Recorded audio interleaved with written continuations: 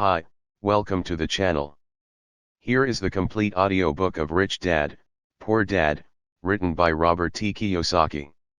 If you are new to this channel, consider subscribing the channel and like the video if you find it useful. Let's begin. Rich Dad Poor Dad Robert T. Kiyosaki Introduction. There is a need. Does school prepare children for the real world? Study hard and get good grades and you will find a high-paying job with great benefits, my parents used to say. Their goal in life was to provide a college education for my older sister and me, so that we would have the greatest chance for success in life.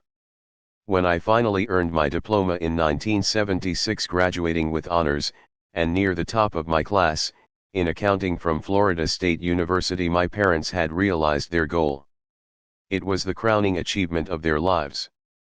In accordance with the master plan, I was hired by a Big 8 accounting firm, and I looked forward to a long career and retirement at an early age. My husband, Michael, followed a similar path. We both came from hard-working families, of modest means but with strong work ethics. Michael also graduated with honors, but he did it twice, first as an engineer and then from law school. He was quickly recruited by a prestigious Washington, D.C., law firm that specialized in patent law, and his future seemed bright, career path well-defined and early retirement guaranteed. Although we have been successful in our careers, they have not turned out quite as we expected. We both have changed positions several times for all the right reasons, but there are no pension plans vesting on our behalf. Our retirement funds are growing only through our individual contributions. Michael and I have a wonderful marriage with 3 great children. As I write this, 2 are in college and 1 is just beginning high school. We have spent a fortune making sure our children have received the best education available. One day in 1996, one of my children came home disillusioned with school. He was bored and tired of studying. "Why should I put time into studying subjects I will never use in real life?" he protested. Without thinking, I responded, "Because if you don't get good grades, you won't get into college." "Regardless of whether I go to college," he replied, "I'm going to be rich." "If you don't graduate from college, you won't get a good job," I responded with a tinge of panic and motherly concern. "And if you don't have a good job, how do you plan to get rich?" My son smirked and slowly shook his head with mild boredom. "We have had this talk many times before." He lowered his head and rolled his eyes. My words of motherly wisdom were falling on deaf ears once again. Though smart and strong-willed, he has always been a polite and respectful young man. "Mom," he began. It was my turn to be lectured. "Get with the times. Look around, the richest people didn't get rich because of their educations. Look at Michael Jordan and Madonna. Even Bill Gates, who dropped out of Harvard, founded Microsoft. He is now the richest man in page 2/114 http://mosech.info. Rich Dad Poor Dad Robert T. Kiyosaki America, and he's still in his 30s. There is a baseball pitcher who makes more than $4 million a year even though he has been labeled mentally challenged. There was a long silence between us. It was dawning on me that I was giving my son the same advice my parents had given me. The world around us has changed, but the advice hasn't. Getting a good education and making good grades no longer ensures success, and nobody seems to have noticed, except our children. "Mom," he continued, "I don't want to work as hard as you and Dad do. You make a lot of money, and we live in a huge house with lots of toys. If I follow your advice, I'll wind up like you, working harder and harder only to pay more taxes and wind up in debt. There is no job security anymore. I know all about downsizing and right-sizing. I also know that college graduates today earn less than you did when you graduated. Look at doctors. They don't make nearly as much money as they used to. I know I can't rely on Social Security or company pensions for retirement. I need new answers." He was right. He needed new answers, and so did I. My parents' advice may have worked for people born before 1945, but it may be disastrous for those of us born into a rapidly changing world. No longer can I simply say to my children, go to school, get good grades, and look for a safe, secure job. I knew I had to look for new ways to guide my children's education. As a mother as well as an accountant, I have been concerned by the lack of financial education our children receive in school. Many of today's youth have credit cards before they leave high school, yet they have never had a course in money or how to invest it, let alone understand how compound interest works on credit cards. Simply put, without financial literacy and the knowledge of how money works, they are not prepared to face the world that awaits them, a world in which spending is emphasized over savings. When my oldest son became hopelessly in debt with his credit cards as a freshman in college, I not only helped him destroy the credit cards, but I also went in search of a program that would help me educate my children on financial matters. One day last year, my husband called me from his office. "I have someone I think you should meet," he said. "His name is Robert Kiyosaki. He's a businessman and investor, and he is here applying for a patent on an educational product. I think it's what you have been looking for." Just what I was looking for. My husband, Mike, was so impressed with Cash Flow, the new educational product that Robert Kiyosaki was developing, that he arranged for both of us to participate in a test of the prototype. Because it was an educational game, I also asked my 19-year-old daughter, who was a freshman at a local university, if she would like to take part, and she agreed. About 15 people, broken into 3 groups, participated in the test. Mike was right. It was the educational product I had been looking for. But it had a twist. It page 3/114 http://mosech.info. Rich Dad Poor Dad. Robert T. Kiyosaki looked like a colorful Monopoly board with a giant well-dressed rat in the middle. Unlike Monopoly, however, there were 2 tracks, one inside and one outside. The object of the game was to get out of the inside track, what Robert called the rat race, and reach the outer track, or the fast track. As Robert put it, the fast track simulates how rich people play in real life. Robert then defined the rat race for us. If you look at the life of the average educated, hard-working person, there is a similar path. The child is born and goes to school. The proud parents are excited because the child excels, gets fair to good grades, and is accepted into a college. The child graduates, maybe goes on to graduate school and then does exactly as programmed, looks for a safe, secure job or career. The child finds that job, maybe as a doctor or a lawyer, or joins the army or works for the government. Generally, the child begins to make money, credit cards start to arrive in mass, and the shopping begins, if it already hasn't. Having money to burn, the child goes to places where other young people just like them hang out, and they meet people, they date, and sometimes they get married. Life is wonderful now, because today, both men and women work. 2 incomes are bliss. They feel successful, their future is bright, and they decide to buy a house, a car, a television, take vacations and have children. The happy bundle arrives. The demand for cash is enormous. The happy couple decides that their careers are vitally important and begin to work harder, seeking promotions and raises. The raises come, and so does another child and the need for a bigger house. They work harder, become better employees, even more dedicated. They go back to school to get more specialized skills so they can earn more money. Maybe they take a second job. Their incomes go up, but so does the tax bracket they're in and the real estate taxes on their new large home, and their social security taxes, and all the other taxes. They get their large paycheck and wonder where all the money went. They buy some mutual funds and buy groceries with their credit card. The children reach 5 or 6 years of age, and the need to save for college increases as well as the need to save for their retirement. That happy couple, born 35 years ago, is now trapped in the rat race for the rest of their working days. They work for the owners of their company, for the government paying taxes, and for the bank paying off a mortgage and credit cards. Then, they advise their own children to study hard, get good grades, and find a safe job or career. They learn nothing about money, except from those who profit from their naivete, and work hard all their lives. The process repeats into another hard-working generation. This is the rat race.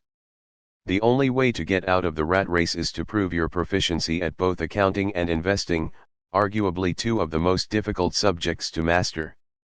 As a trained CPA who once worked for a Big 8 accounting firm, I was surprised that Robert had made the learning of these two subjects both fun and exciting. The process was so well disguised that while we were diligently working to get out of the rat race, we quickly forgot we were learning. Soon a product test turned into a fun afternoon with my daughter, talking about things we had never discussed before. As an accountant, playing a game that required an income statement and balance sheet was easy. So I had the time to help my daughter and the other players at my page 4/114 http://mosech.info Rich Dad Poor Dad Robert T. Kiyosaki table with concepts they did not understand. I was the first person and the only person in the entire test group to get out of the rat race that day. I was out within 50 minutes, although the game went on for nearly 3 hours. At my table was a banker, a business owner and a computer programmer. What greatly disturbed me was how little these people knew about either accounting or investing, subjects so important in their lives. I wondered how they managed their own financial affairs in real life. I could understand why my 19-year-old daughter would not understand, but these were grown adults, at least twice her age. After I was out of the rat race, for the next 2 hours I watched my daughter and these educated, affluent adults roll the dice and move their markers. Although I was glad they were all learning so much, I was disturbed by how much the adults did not know about the basics of simple accounting and investing. They had difficulty grasping the relationship between their income statement and their balance sheet. As they bought and sold assets, they had trouble remembering that each transaction could impact their monthly cash flow. I thought, how many millions of people are out there in the real world struggling financially, only because they have never been taught these subjects? Thank goodness they're having fun and are distracted by the desire to win the game, I said to myself. After Robert ended the contest, he allowed us 15 minutes to discuss and critique cash flow among ourselves. The business owner at my table was not happy. He did not like the game. I don't need to know this, he said out loud. I hire accountants, bankers, and attorneys to tell me about this stuff. To which Robert replied, have you ever noticed that there are a lot of accountants who aren't rich? And bankers, and attorneys, and stockbrokers and real estate brokers. They know a lot, and for the most part are smart people, but most of them are not rich. Since our schools do not teach people what the rich know, we take advice from these people. But one day, you're driving down the highway, stuck in traffic, struggling to get to work, and you look over to your right and you see your accountant stuck in the same traffic jam. You look to your left and you see your banker. That should tell you something. The computer programmer was also unimpressed by the game. I can buy software to teach me this. The banker, however, was moved. I studied this in school, the accounting part, that is, but I never knew how to apply it to real life. Now I know. I need to get myself out of the rat race. But it was my daughter's comments that most touched me. I had fun learning, she said. I learned a lot about how money really works and how to invest. Then she added, now I know I can choose a profession for the work I want to perform and not because of job security, benefits, or how much I get paid. If I learn what this game teaches, I'm free to do and study what my heart wants to study. Rather than study something because businesses are looking for certain job skills. If I learn this, I won't have to worry about job security and social security the way most of my classmates already do. Page 5/114 http://mosech.info Rich Dad Poor Dad Robert T. Kiyosaki. I was not able to stay and talk with Robert after we had played the game, but we agreed to meet later to further discuss his project. I knew he wanted to use the game to help others become more financially savvy, and I was eager to hear more about his plans. My husband and I set up a dinner meeting with Robert and his wife within the next week. Although it was our first social get-together, we felt as if we had known each other for years. We found out we had a lot in common. We covered the gamut, from sports and plays to restaurants and socio-economic issues. We talked about the changing world. We spent a lot of time discussing how most Americans have little or nothing saved for retirement, as well as the almost bankrupt state of Social Security and Medicare. Would my children be required to pay for the retirement of 75 million baby boomers? We wondered if people realize how risky it is to depend on a pension plan. Robert's primary concern was the growing gap between the haves and have-nots in America and around the world. A self-taught, self-made entrepreneur who traveled the world putting investments together, Robert was able to retire at the age of 47. He came out of retirement because he shares the same concern I have for my own children. He knows that the world has changed, but education has not changed with it. According to Robert, children spend years in an antiquated educational system, studying subjects they will never use, preparing for a world that no longer exists. Today, the most dangerous advice you can give a child is go to school, get good grades and look for a safe, secure job, he likes to say. That is old advice, and it's bad advice. If you could see what is happening in Asia, Europe, South America, you would be as concerned as I am. It's bad advice, he believes, because if you want your child to have a financially secure future, they can't play by the old set of rules. It's just too risky. I asked him what he meant by old rules. People like me play by a different set of rules from what you play by, he said. What happens when a corporation announces a downsizing? People get laid off, I said. Families are hurt. Unemployment goes up. Yes, but what happens to the company, in particular a public company on the stock exchange?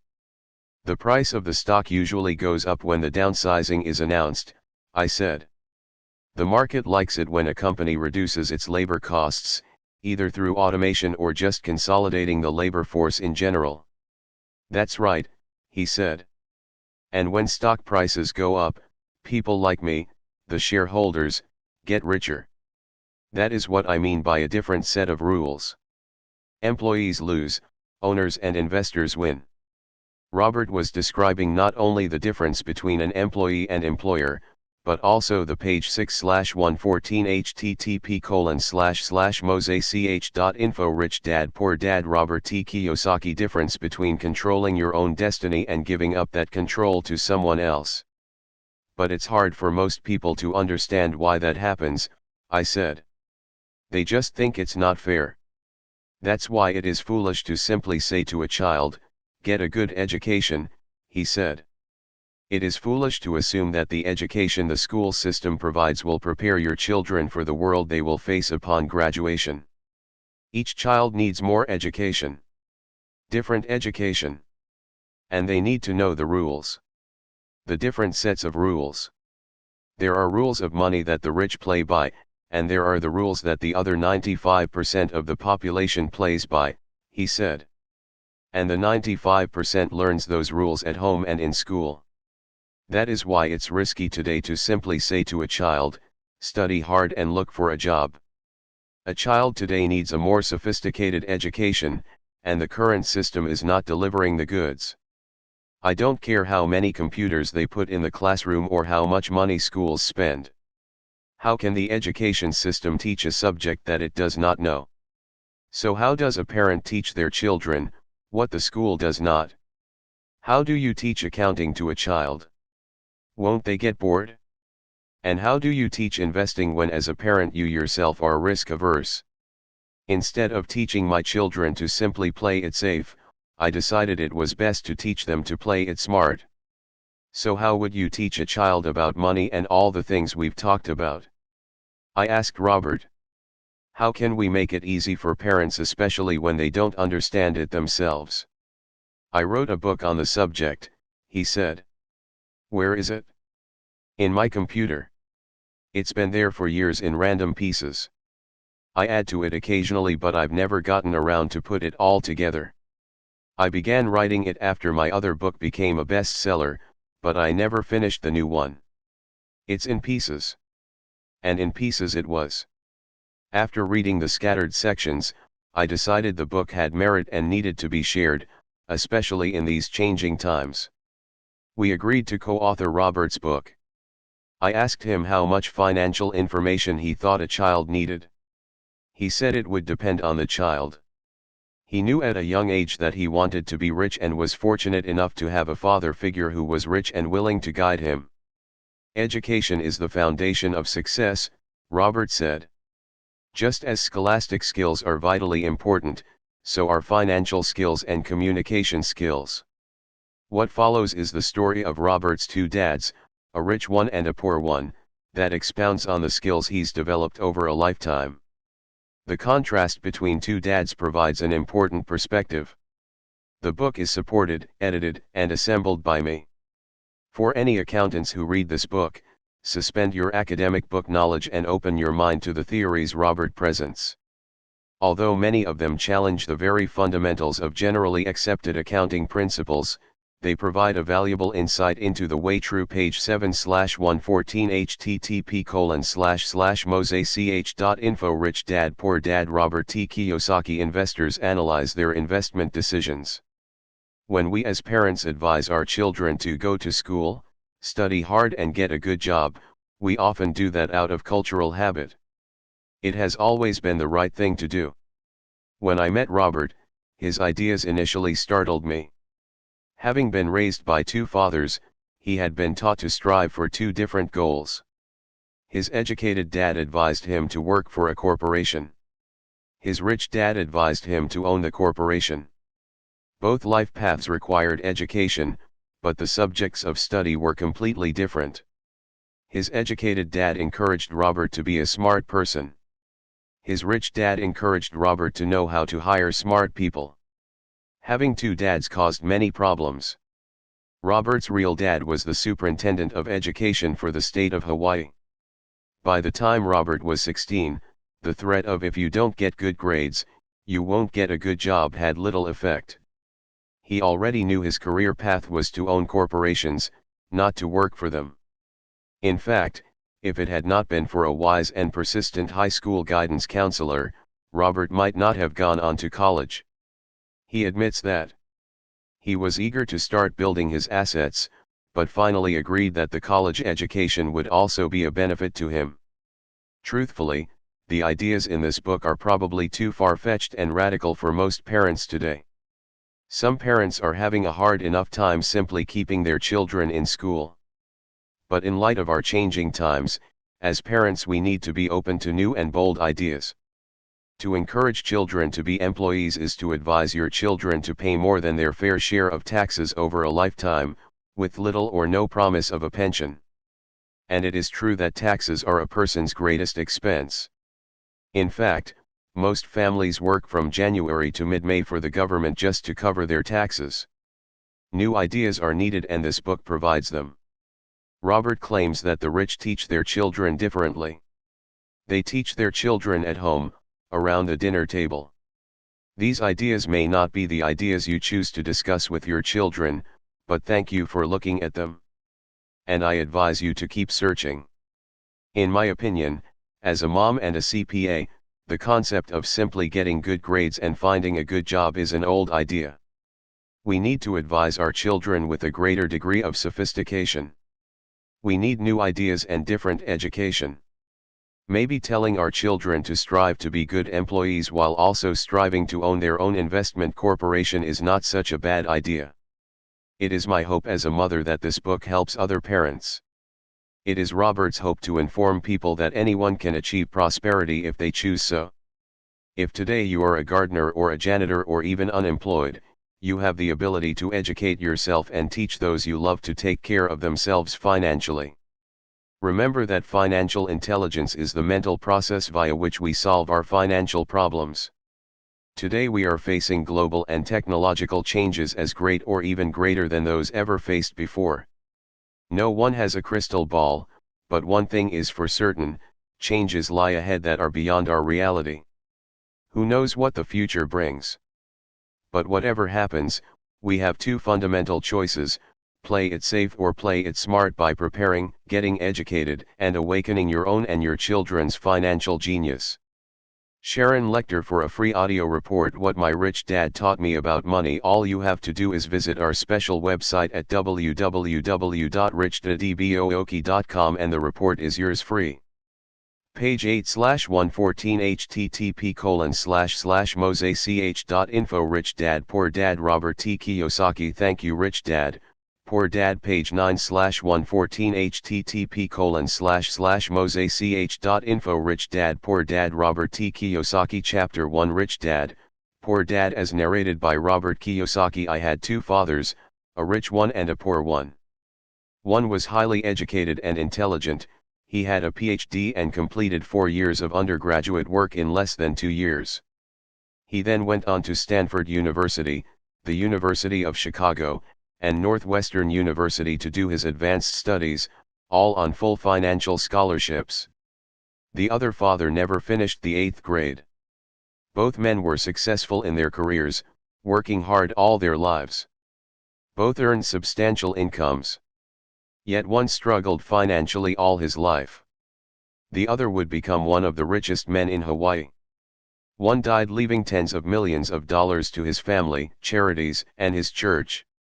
The other left bills to be paid. Both men were strong, charismatic, and influential. Both men offered me advice, but they did not advise the same things. Both men believed strongly in education but did not recommend the same course of study. If I had had only one dad, I would have had to accept or reject his advice. Having two dads advising me offered me the choice of contrasting points of view, one of a rich man and one of a poor man. Instead of simply accepting or rejecting one or the other, I found myself thinking more, comparing and then choosing for myself. The problem was, the rich man was not rich yet and the poor man not yet poor. Both were just starting out on their careers, and both were struggling with money and families. But they had very different points of view about the subject of money. For example, one dad would say, the love of money is the root of all evil. The other, the lack of money is the root of all evil. As a young boy, having two strong fathers both influencing me was difficult. I wanted to be a good son and listen, but the two fathers did not say the same things. The contrast in their points of view, particularly where money was concerned, was so extreme that I grew curious and intrigued. I began to start thinking for long periods of time about what each was saying. Much of my private time was spent reflecting, asking myself questions such as, why does he say that, and then asking the same question of the other dad's statement. It would have been much easier to simply say, yeah, he's right. I agree with that. Or to simply reject the point of view by saying, the old man doesn't know what he's talking about. Instead, having two dads whom I loved forced me to think and ultimately choose a way of thinking for myself. As a process, choosing for myself turned out to be much more valuable in the long run, rather than simply accepting or rejecting a single point of view. Page 10/114 http://mosech.info Rich Dad Poor Dad Robert T. Kiyosaki. One of the reasons the rich get richer, the poor get poorer, and the middle class struggles in debt is because the subject of money is taught at home, not in school. Most of us learn about money from our parents. So what can a poor parent tell their child about money? They simply say stay in school and study hard. The child may graduate with excellent grades but with a poor person's financial programming and mindset. It was learned while the child was young. Money is not taught in schools. Schools focus on scholastic and professional skills, but not on financial skills. This explains how smart bankers, doctors, and accountants who earned excellent grades in school may still struggle financially all of their lives. Our staggering national debt is due in large part to highly educated politicians and government officials making financial decisions with little or no training on the subject of money. I often look ahead to the new millennium and wonder what will happen when we have millions of people who will need financial and medical assistance. They will be dependent on their families or the government for financial support. What will happen when Medicare and Social Security run out of money? How will a nation survive if teaching children about money continues to be left to parents, most of whom will be, or already are, poor? Because I had two influential fathers, I learned from both of them. I had to think about each dad's advice, and in doing so, I gained valuable insight into the power and effect of one's thoughts on one's life. For example, one dad had a habit of saying, "I can't afford it." The other dad forbade those words to be used. He insisted I say, "How can I afford it?" One is a statement, and the other is a question. One lets you off the hook, and the other forces you to think. My soon-to-be-rich dad would explain that by automatically saying the words "I can't afford it," your brain stops working. By asking the question "How can I afford it?" your brain is put to work. He did not mean buy everything you wanted. He was fanatical about exercising your mind, the most powerful computer in the world. My brain gets stronger every day because I exercise it. The stronger it gets, the more money I can make. He believed that automatically saying "I can't afford it" was a sign of mental laziness. Although both dads worked hard, I noticed that one dad had a habit of putting his brain to sleep when it came to money matters, and the other had a habit of exercising his brain. The long-term result was that one dad grew stronger financially and the other grew weaker. It is not much different from a person who goes to the gym to exercise on a regular basis versus someone who sits on the couch watching television. Proper physical exercise increases your chances for health, and proper mental exercise increases your chances for wealth. Laziness decreases both health and wealth. My two dads had opposing attitudes in thought. One dad thought that the rich should pay more in taxes to take care of those less fortunate. The other said, taxes punish those who produce and reward those who don't produce. One dad recommended, study hard so you can find a good company to work for. The other recommended, study hard so you can find a good company to buy. One dad said, the reason I'm not rich is because I have you kids. The other said, the reason I must be rich is because I have you kids. One encouraged talking about money and business at the dinner table. The other forbade the subject of money to be discussed over a meal. One said, when it comes page 11/114 http://mosech.info Rich Dad Poor Dad Robert T. Kiyosaki to money, play it safe, don't take risks. The other said, learn to manage risk. One believed, our home is our largest investment and our greatest asset.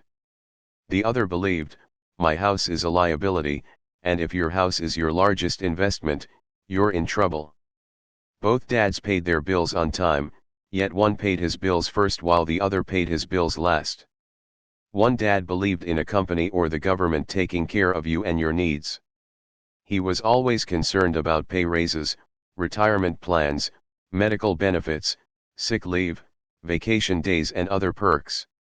He was impressed with two of his uncles who joined the military and earned a retirement and entitlement package for life after 20 years of active service.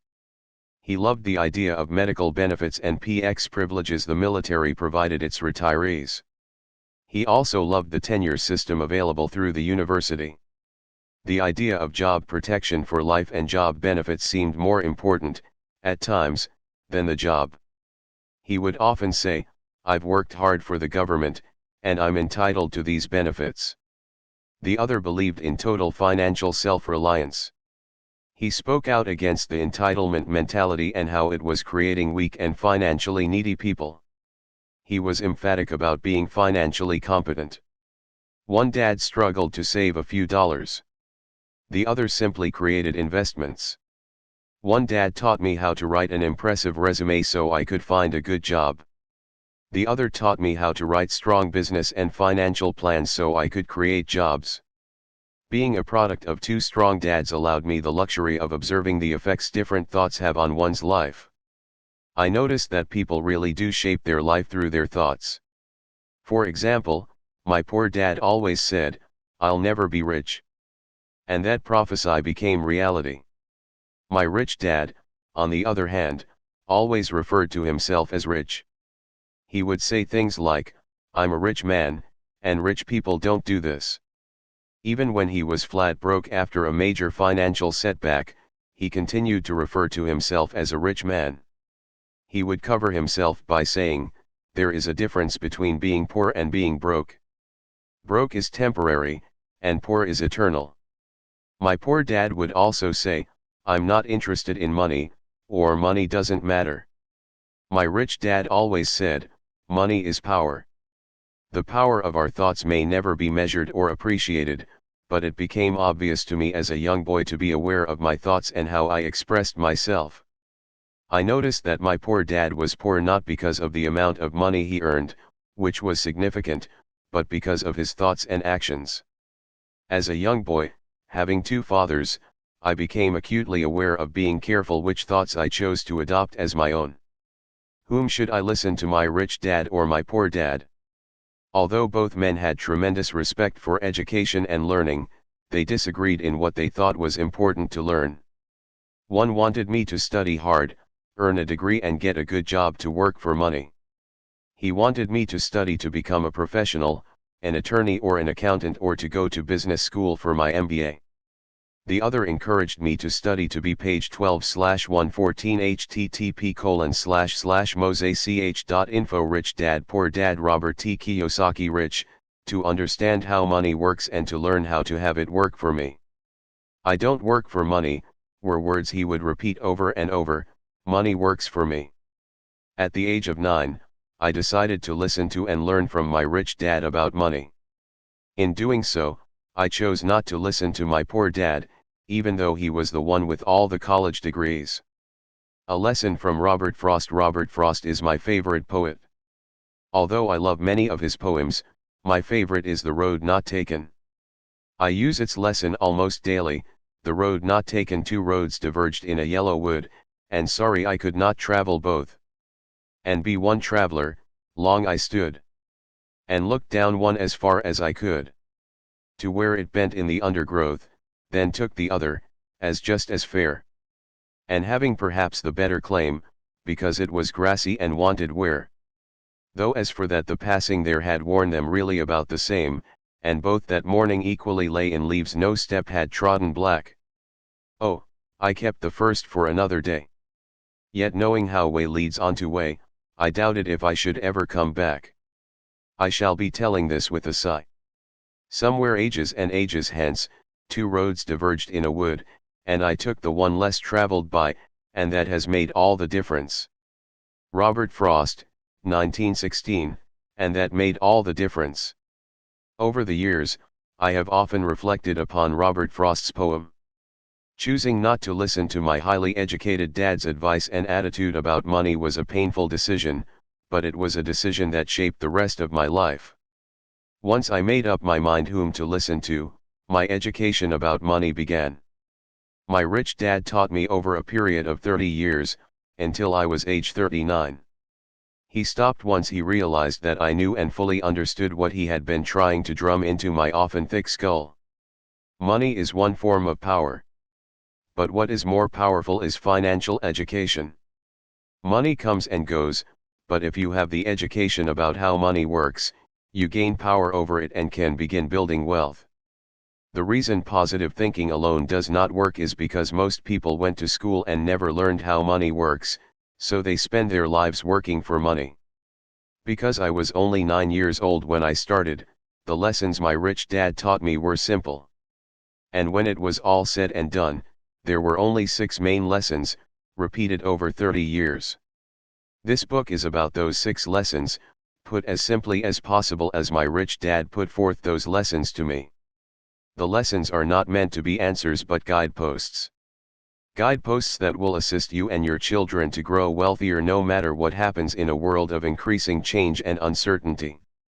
Lesson number 1: The rich don't work for money. Page 13/114 http://mosech.info. Rich Dad Poor Dad Robert T. Kiyosaki. Lesson number 2: Why teach financial literacy? Lesson number 3, Mind your own business. Lesson number 4, The history of taxes and the power of corporations. Lesson number 5, The rich invent money. Lesson number 6, Work to learn, don't work for money. Page 14/114, http://mosech.info. Rich Dad Poor Dad, Robert T. Kiyosaki. Chapter 2, Lesson 1, The rich don't work for money. Dad, can you tell me how to get rich? My dad put down the evening paper. Why do you want to get rich, son? Because today Jimmy's mom drove up in their new Cadillac, and they were going to their beach house for the weekend. He took 3 of his friends, but Mike and I weren't invited. They told us we weren't invited because we were poor kids. They did? My dad asked incredulously. Yeah, they did. I replied in a hurt tone. My dad silently shook his head, pushed his glasses up the bridge of his nose and went back to reading the paper. I stood waiting for an answer. The year was 1956. I was 9 years old. By some twist of fate, I attended the same public school where the rich people sent their kids. We were primarily a sugar plantation town. The managers of the plantation and the other affluent people of the town, such as doctors, business owners, and bankers, sent their children to this school, grades 1 to 6. After grade 6, their children were generally sent off to private schools. Because my family lived on one side of the street, I went to this school. Had I lived on the other side of the street, I would have gone to a different school, with kids from families more like mine. After grade 6, these kids and I would go on to the public intermediate and high school.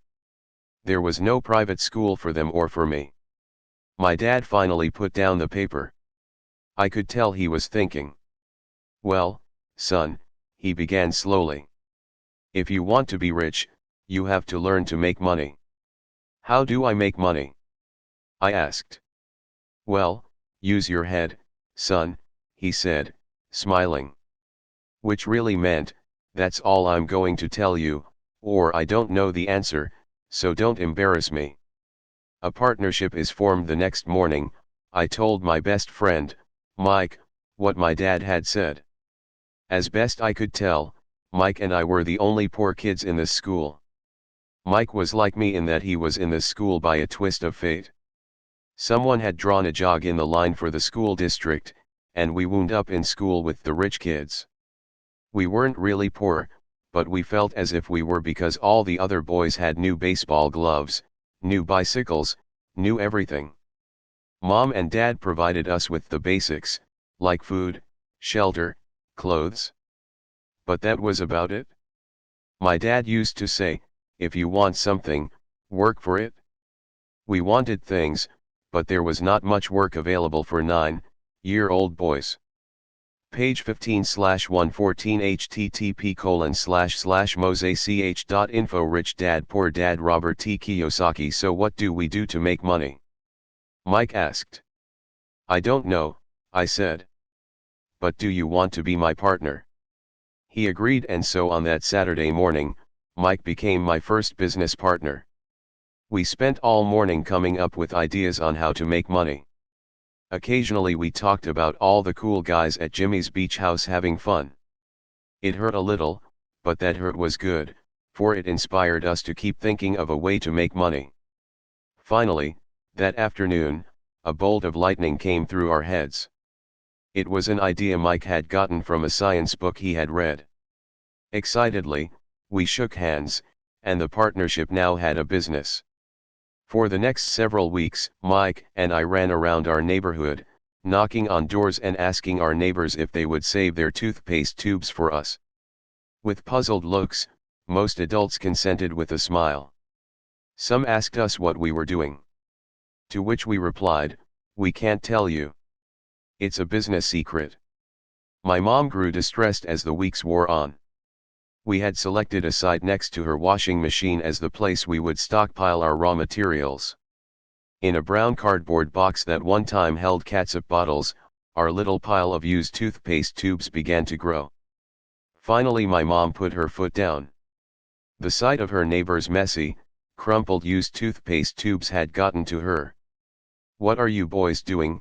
she asked. and I don't want to hear again that it's a business secret. Do something with this mess or I'm going to throw it out. Mike and I pleaded and begged, explaining that we would soon have enough and then we would begin production. We informed her that we were waiting on a couple of neighbors to finish using up their toothpaste so we could have their tubes. Mom granted us a 1-week extension. The date to begin production was moved up. The pressure was on. My first partnership was already being threatened with an eviction notice from our warehouse space by my own mom. It became Mike's job to tell the neighbors to quickly use up their toothpaste, saying their dentist wanted them to brush more often anyway. I began to put together the production line. One day my dad drove up with a friend to see 2 9-year-old boys in the driveway with the production line operating at full speed. There was fine white powder everywhere. On a long table were small milk cartons from school, and our family's hibachi grill was glowing with red-hot coals at maximum heat. Dad walked up cautiously, having to park the car at the base of the driveway, since the production line blocked the carport. As he and his friend got closer, they saw a steel pot sitting on top of the coals, with the toothpaste tubes being melted down. In those days, toothpaste did not come in plastic tubes. The tubes were made of lead. So once the paint was burned off, the tubes were dropped in the small steel pot, melted until they became liquid, and with my mom's pot holders we were pouring the lead through a small hole in the top of the milk cartons. The milk cartons were filled with plaster of Paris. The white powder everywhere was the plaster before we mixed it with water. In my haste, I had knocked the bag over, and the entire area looked like it had been hit by a snowstorm. The milk cartons were the outer containers for plaster of Paris molds. Page 16/114 http://mosech.info Rich Dad Poor Dad Robert T. Kiyosaki My dad and his friend watched as we carefully poured the molten lead through a small hole in the top of the plaster of Paris cube. Careful, my dad said. I nodded without looking up. Finally, once the pouring was through, I put the steel pot down and smiled at my dad. What are you boys doing? He asked with a cautious smile. We're doing what you told me to do. We're going to be rich, I said. Yup, said Mike, grinning and nodding his head. We're partners. And what is in those plaster molds? Dad asked. Watch, I said. This should be a good batch. With a small hammer, I tapped at the seal that divided the cube in half. Cautiously, I pulled up the top half of the plaster mold and a lead nickel fell out. Oh, my God, my dad said. You're casting nickels out of lead.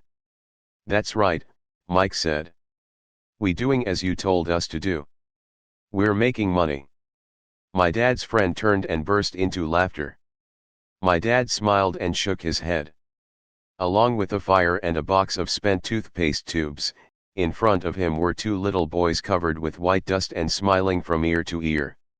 He asked us to put everything down and sit with him on the front step of our house.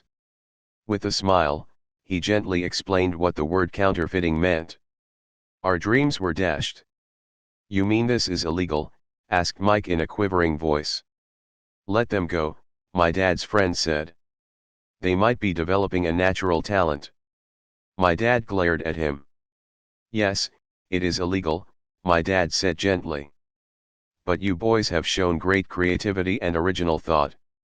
Keep going. I'm really proud of you.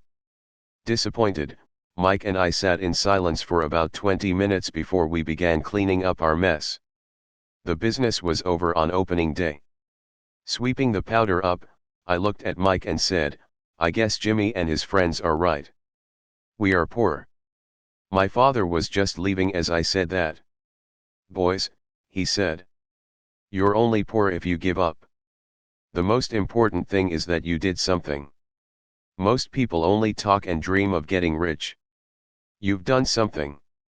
I'm very proud of the 2 of you. I will say it again.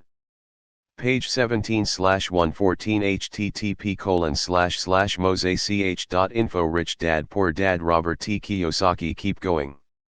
Don't quit. Mike and I stood there in silence. They were nice words, but we still did not know what to do. "So how come you're not rich, Dad?" I asked. "Because I chose to be a school teacher. School teachers really don't think about being rich. We just like to teach. I wish I could help you, but I really don't know how to make money." Mike and I turned and continued our cleanup. "I know," said my dad. "If you boys want to learn how to be rich, don't ask me. Talk to your dad, Mike." "My dad?" asked Mike with a scrunched up face. "Yeah, your dad," repeated my dad with a smile. "Your dad and I have the same banker, and he raves about your father. He's told me several times that your father is brilliant when it comes to making money." "My dad?" Mike asked again in disbelief. "Then how come we don't have a nice car and a nice house like the rich kids at school?" "A nice car and a nice house does not necessarily mean you're rich or you know how to make money," my dad replied. "Jimmy's dad works for the sugar plantation. He's not much different from me. He works for a company, and I work for the government. The company buys the car for him. The sugar company is in financial trouble, and Jimmy's dad may soon have nothing. Your dad is different, Mike. He seems to be building an empire, and I suspect in a few years he will be a very rich man." With that, Mike and I got excited again. With new vigor, we began cleaning up the mess caused by our now defunct first business. As we were cleaning, we made plans on how and when to talk to Mike's dad. The problem was that Mike's dad worked long hours and often did not come home until late. His father owned warehouses, a construction company, a chain of stores, and 3 restaurants. It was the restaurants that kept him out late. Mike caught the bus home after we had finished cleaning up. He was going to talk to his dad when he got home that night and ask him if he would teach us how to become rich. Mike promised to call as soon as he had talked to his dad, even if it was late. The phone rang at 8:30 p.m. "Okay," I said. "Next Saturday." And put the phone down. Mike's dad had agreed to meet with Mike and me. At 7:30 Saturday morning, I caught the bus to the poor side of town. "The lessons begin, I'll pay you 10 cents an hour." Even by 1956 pay standards, 10 cents an hour was low. Page 18/114 http://mosech.info Rich Dad Poor Dad Robert T. Kiyosaki Michael and I met with his dad that morning at 8 o'clock. He was already busy and had been at work for more than an hour. His construction supervisor was just leaving in his pickup truck as I walked up to his simple, small, and tidy home. Mike met me at the door.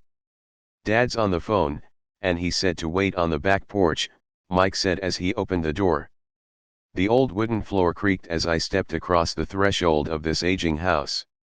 There was a cheap mat just inside the door. The mat was there to hide the years of wear from countless footsteps that the floor had supported. Although clean, it needed to be replaced. I felt claustrophobic as I entered the narrow living room, which was filled with old musty overstuffed furniture that today would be collector's items. Sitting on the couch were 2 women, a little older than my mom. Across from the women sat a man in workman's clothes. He wore khaki slacks and a khaki shirt, neatly pressed but without starch, and polished work books. He was about 10 years older than my dad, I'd say about 45 years old. They smiled as Mike and I walked past them, heading for the kitchen, which led to the porch that overlooked the backyard. I smiled back shyly. "Who are those people?" I asked. "Oh, they work for my dad. The older man runs his warehouses, and the women are the managers of the restaurants. And you saw the construction supervisor, who is working on a road project about 50 miles from here. His other supervisor, who is building a track of houses, had already left before you got here. Does this go on all the time?" I asked. "Not always, but quite often," said Mike, smiling as he pulled up a chair to sit down next to me. I asked him if he would teach us to make money, Mike said. "Oh, and what did he say to that?" I asked with cautious curiosity.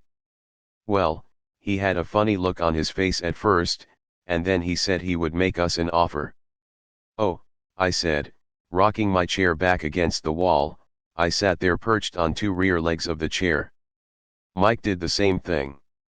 Do you know what the offer is? I asked. No, but we'll soon find out. Suddenly, Mike's dad burst through the rickety screen door and onto the porch. Mike and I jumped to our feet, not out of respect but because we were startled. Ready, boys? Mike's dad asked as he pulled up a chair to sit down with us. We nodded our heads as we pulled our chairs away from the wall to sit in front of him. He was a big man, about 6 feet tall and 200 pounds. My dad was taller, about the same weight, and 5 years older than Mike's dad. They sort of looked alike, though not of the same ethnic makeup. Maybe their energy was similar. Mike says you want to learn to make money. Is that correct, Robert? I nodded my head quickly, but with a little intimidation. He had a lot of power behind his words. Page 19/114 http://mosech.info Rich Dad Poor Dad Robert T. Kiyosaki and smile. Okay, here's my offer. I'll teach you, but I won't do it classroom style. You work for me, I'll teach you. You don't work for me, I won't teach you. I can teach you faster if you work, and I'm wasting my time if you just want to sit and listen, like you do in school. That's my offer.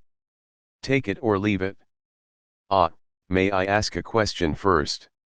I asked. No. Take it or leave it. I've got too much work to do to waste my time. If you can't make up your mind decisively, then you'll never learn to make money anyway. Opportunities come and go. Being able to know when to make quick decisions is an important skill. You have an opportunity that you asked for. School is beginning or it's over in 10 seconds, Mike's dad said with a teasing smile. Take it, I said. Take it, said Mike. Good, said Mike's dad. Mrs. Martin will be by in 10 minutes. After I'm through with her, you ride with her to my superette and you can begin working. I'll pay you 10 cents an hour and you will work for 3 hours every Saturday. But I have a softball game today, I said. Mike's dad lowered his voice to a stern tone. Take it or leave it, I'll take it, I replied, choosing to work and learn instead of playing softball. 30 cents later by 9 a.m. on a beautiful Saturday morning, Mike and I were working for Mrs. Martin. She was a kind and patient woman. She always said that Mike and I reminded her of her 2 sons who were grown and gone. Although kind, she believed in hard work and she kept us working. She was a taskmaster. We spent 3 hours taking canned goods off the shelves and, with a feather duster, brushing each can to get the dust off, and then restacking them neatly. It was excruciatingly boring work. Mike's dad, whom I call my rich dad, owned 9 of these little superettes with large parking lots. They were the early version of the 7-Eleven convenience stores. Little neighborhood grocery stores where people bought items such as milk, bread, butter, and cigarettes. The problem was, this was Hawaii before air conditioning, and the stores could not close its doors because of the heat. On 2 sides of the store, the doors had to be wide open to the road and parking lot. Every time a car drove by or pulled into the parking lot, dust would swirl and settle in the store. Hence, we had a job for as long as there was no air conditioning. For 3 weeks, Mike and I reported to Mrs. Martin and worked our 3 hours. By noon, our work was over, and she dropped 3 little dimes in each of our hands. Now, even at the age of 9 in the mid-1950s, 30 cents was not too exciting. Comic books cost 10 cents back then, so I usually spent my money on comic books and went home.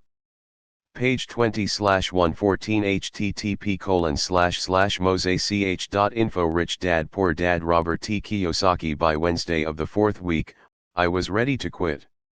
I had agreed to work only because I wanted to learn to make money from Mike's dad, and now I was a slave for 10 cents an hour.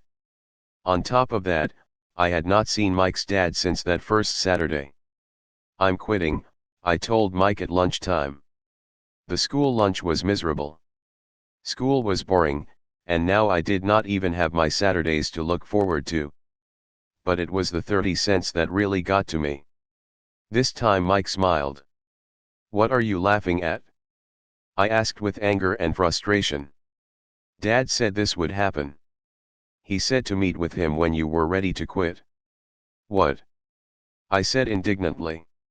He's been waiting for me to get fed up. Sort of, Mike said.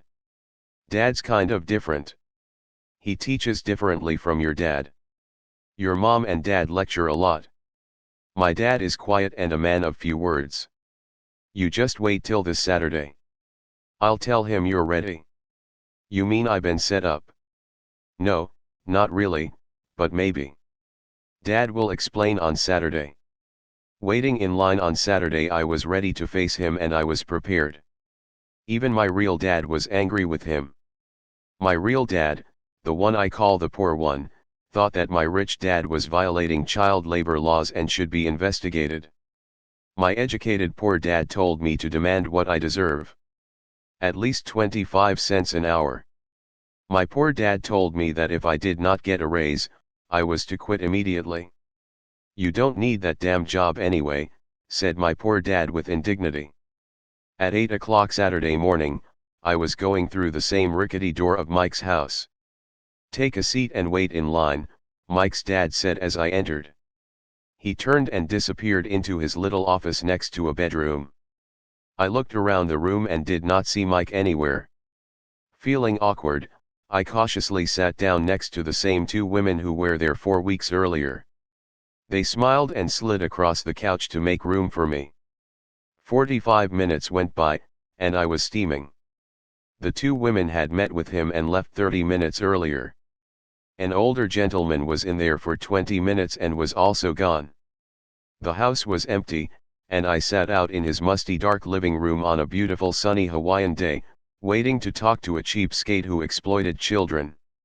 I could hear him rustling around the office, talking on the phone, and ignoring me. I was now ready to walk out, but for some reason I stayed. Finally, 15 minutes later, at exactly 9 o'clock, Rich Dad walked out of his office, said nothing, page 21/114 http://mosech.info Rich Dad Poor Dad Robert T. Kiyosaki and signaled with his hand for me to enter his dingy office.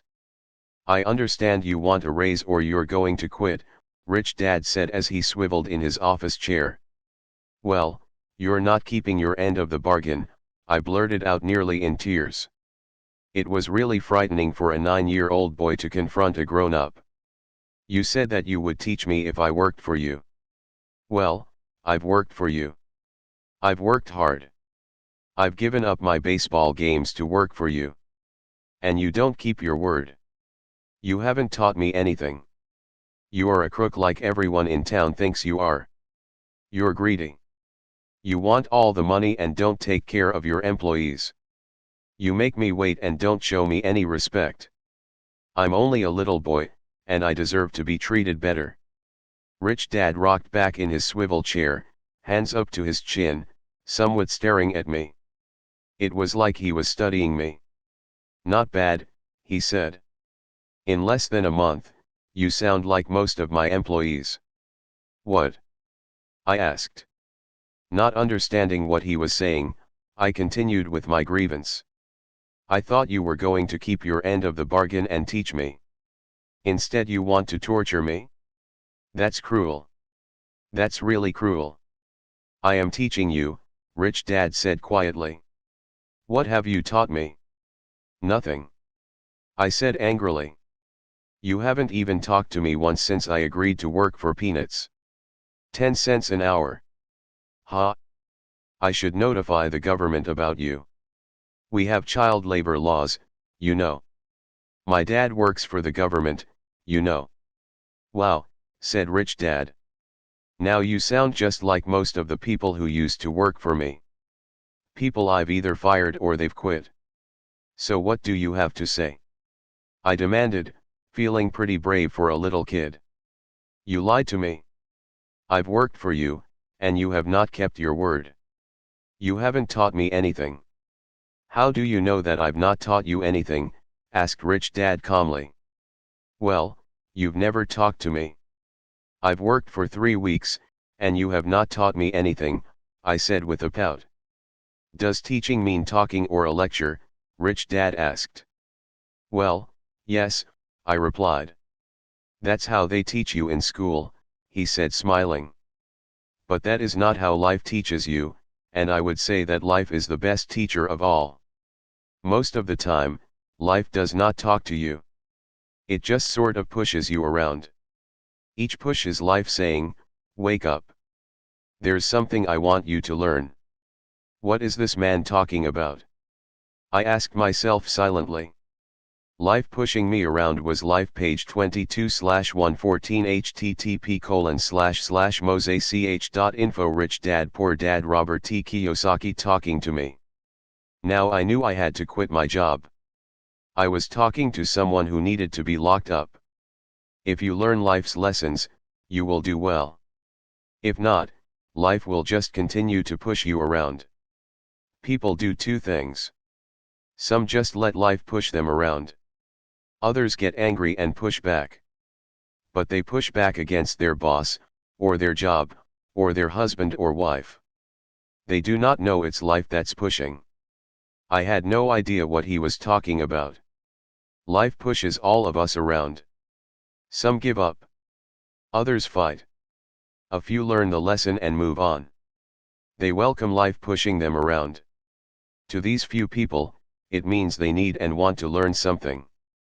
They learn and move on. Most quit, and a few like you fight. Rich Dad stood and shut the creaky old wooden window that needed repair. If you learn this lesson, you will grow into a wise, wealthy, and happy young man. If you don't, you will spend your life blaming a job, low pay, or your boss for your problems. You'll live life hoping for that big break that will solve all your money problems. Rich Dad looked over at me to see if I was still listening. His eyes met mine. We stared at each other, streams of communication going between us through our eyes. Finally, I pulled away once I had absorbed his last message. I knew he was right. I was blaming him, and I did ask to learn. I was fighting. Rich Dad continued. Or if you're the kind of person who has no guts, you just give up every time life pushes you.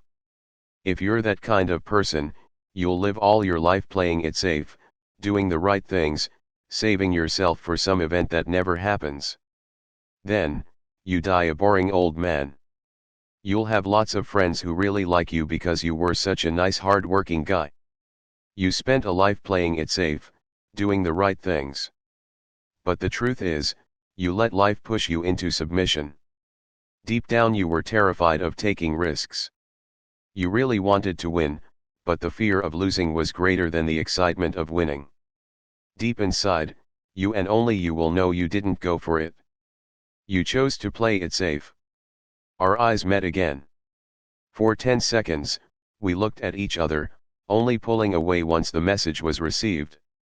You've been pushing me around, I asked. Some people might say that, smiled Rich Dad. I would say that I just gave you a taste of life. What taste of life? I asked, still angry, but now curious. Even ready to learn. You boys are the first people that have ever asked me to teach them how to make money. I have more than 150 employees, and not one of them has asked me what I know about money. They ask me for a job and a paycheck, but never to teach them about money.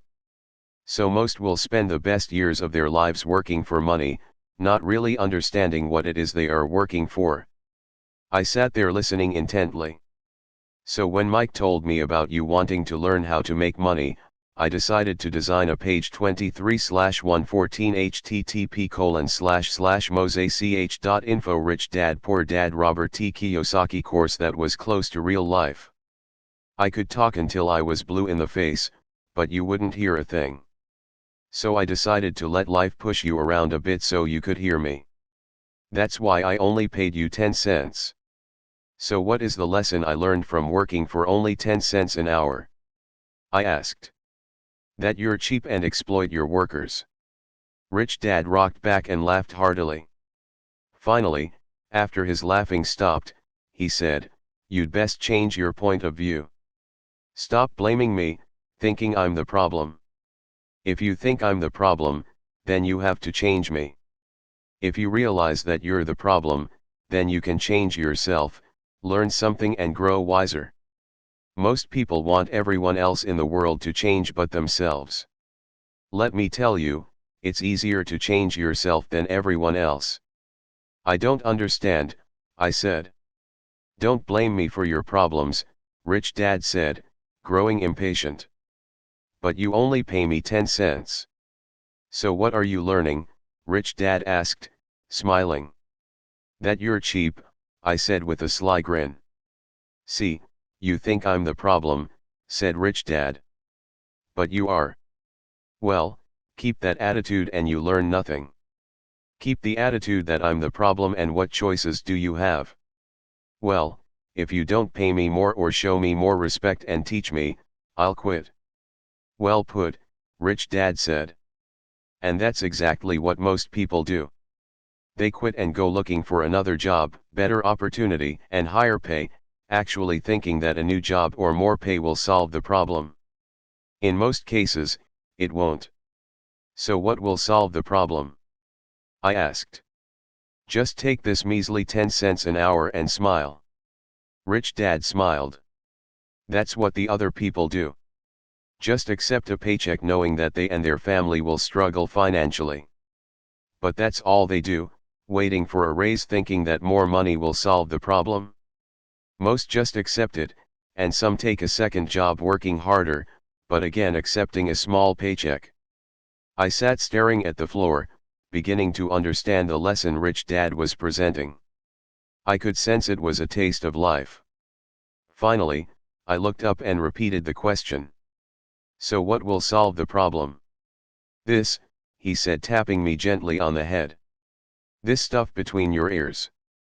It was at that moment that Rich Dad shared the pivotal point of view that separated him from his employees and my poor dad and led him to eventually become one of the richest men in Hawaii. Page 24/114 http://mosech.info. Rich Dad Poor Dad Robert T. Kiyosaki. While my highly educated, but poor, dad struggled financially all his life. It was a singular point of view that made all the difference over a lifetime. Rich Dad said over and over, this point of view, which I call lesson number 1. The poor and the middle class work for money. The rich have money work for them. On that bright Saturday morning, I was learning a completely different point of view from what I had been taught by my poor dad. At the age of 9, I grew aware that both dads wanted me to learn. Both dads encouraged me to study, but not the same things. My highly educated dad recommended that I do what he did. "Son, I want you to study hard, get good grades, so you can find a safe, secure job with a big company. And make sure it has excellent benefits." My rich dad wanted me to learn how money works so I could make it work for me. These lessons I would learn through life with his guidance, not because of a classroom. My rich dad continued my first lesson. "I'm glad you got angry about working for 10 cents an hour. If you had not gotten angry and had gladly accepted it, I would have to tell you that I could not teach you. You see, true learning takes energy, passion, a burning desire. Anger is a big part of that formula, for passion is anger and love combined. When it comes to money, most people want to play it safe and feel secure. So passion does not direct them, fear does. So is that why they'll take a job with low PAR?" I asked. "Yes," said Rich Dad. "Some people say I exploit people because I don't pay as much as the sugar plantation or the government. I say the people exploit themselves. It's their fear, not mine. But don't you feel you should pay them more?" I asked. "I don't have to. And besides, more money will not solve the problem. Just look at your dad. He makes a lot of money, and he still can't pay his bills. Most people, given more money, only get into more debt. So that's why the 10 cents an hour, I said, smiling. It's a part of the lesson. That's right, smiled Rich Dad. You see, your dad went to school and got an excellent education, so he could get a high-paying job. Which he did. But he still has money problems because he never learned anything about money at school. On top of that, he believes in working for money. And you don't? I asked. No, not really, said Rich Dad. If you want to learn to work for money, then stay in school. That is a great place to learn to do that. But if you want to learn how to have money work for you, then I will teach you that. But only if you want to learn. Wouldn't everyone want to learn that? I asked. No, said Rich Dad. Simply because it's easier to learn to work for money, especially if fear is your primary emotion when the subject of money is discussed. Page 25/114 http://mosech.info Rich Dad Poor Dad Robert T. Kiyosaki I don't understand, I said with a frown. Don't worry about that for now. Just know that it's fear that keeps most people working at a job. The fear of not paying their bills. The fear of being fired. The fear of not having enough money. The fear of starting over. That's the price of studying to learn a profession or trade, and then working for money. Most people become a slave to money, and then get angry at their boss. Learning to have money work for you is a completely different course of study. I asked. Absolutely, Rich Dad answered, absolutely. We sat in silence on that beautiful Hawaiian Saturday morning. My friends would have just been starting their Little League baseball game. But for some reason, I was now thankful I had decided to work for 10 cents an hour. I sensed that I was about to learn something my friends would not learn in school. Ready to learn? Asked Rich Dad. Absolutely, I said with a grin. I have kept my promise. I've been teaching you from afar, my Rich Dad said. At 9 years old, you've gotten a taste of what it feels like to work for money. Just multiply your last month by 50 years and you will have an idea of what most people spend their life doing. I don't understand, I said. How did you feel waiting in line to see me? Once to get hired and once to ask for more money. Terrible, I said. If you choose to work for money, that is what life is like for many people, said Rich Dad. And how did you feel when Mrs. Martin dropped 3 dimes in your hand for 3 hours work? I felt like it wasn't enough. It seemed like nothing. I was disappointed, I said. And that is how most employees feel when they look at their paychecks. Especially after all the tax and other deductions are taken out. At least you got 100%. You mean most workers don't get paid everything? I asked with amazement. Heavens no, said Rich Dad. The government always takes its share first. How do they do that? I asked. Taxes, said Rich Dad. You're taxed when you earn. You're taxed when you spend. You're taxed when you save. You're taxed when you die. Why do people let the government do that to them? Page 26/114 http://mosech.info Rich Dad Poor Dad Robert T. Kiyosaki The rich don't, said Rich Dad with a smile. The poor and the middle class do. I'll bet you that I earn more than your dad, yet he pays more in taxes. How can that be? I asked. As a 9-year-old boy, that made no sense to me. Why would someone let the government do that to them? Rich Dad sat there in silence. I guess he wanted me to listen instead of jabber away at the mouth. Finally, I calmed down. I did not like what I had heard. I knew my dad complained constantly about paying so much in taxes, but really did nothing about it. Was that life pushing him around? Rich Dad rocked slowly and silently in his chair, just looking at me. Ready to learn? He asked. I nodded my head slowly. As I said, there is a lot to learn. Learning how to have money work for you is a lifetime study. Most people go to college for 4 years, and their education ends. I already know that my study of money will continue over my lifetime, simply because the more I find out, the more I find out I need to know. Most people never study the subject. They go to work, get their paycheck, balance their checkbooks, and that's it. On top of that, they wonder why they have money problems. Then, they think that more money will solve the problem. Few realize that it's their lack of financial education that is the problem. So my dad has tax problems because he doesn't understand money. I asked, confused.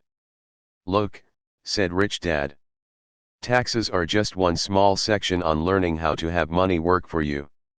Today, I just wanted to find out if you still have the passion to learn about money. Most people don't. They want to go to school, learn a profession, have fun at their work, and earn lots of money. One day they wake up with big money problems, and then they can't stop working. That's the price of only knowing how to work for money instead of studying how to have money work for you. So do you still have the passion to learn? Asked Rich Dad. I nodded my head. Good, said Rich Dad. Now get back to work. This time, I will pay you nothing. What? I asked in amazement. You heard me.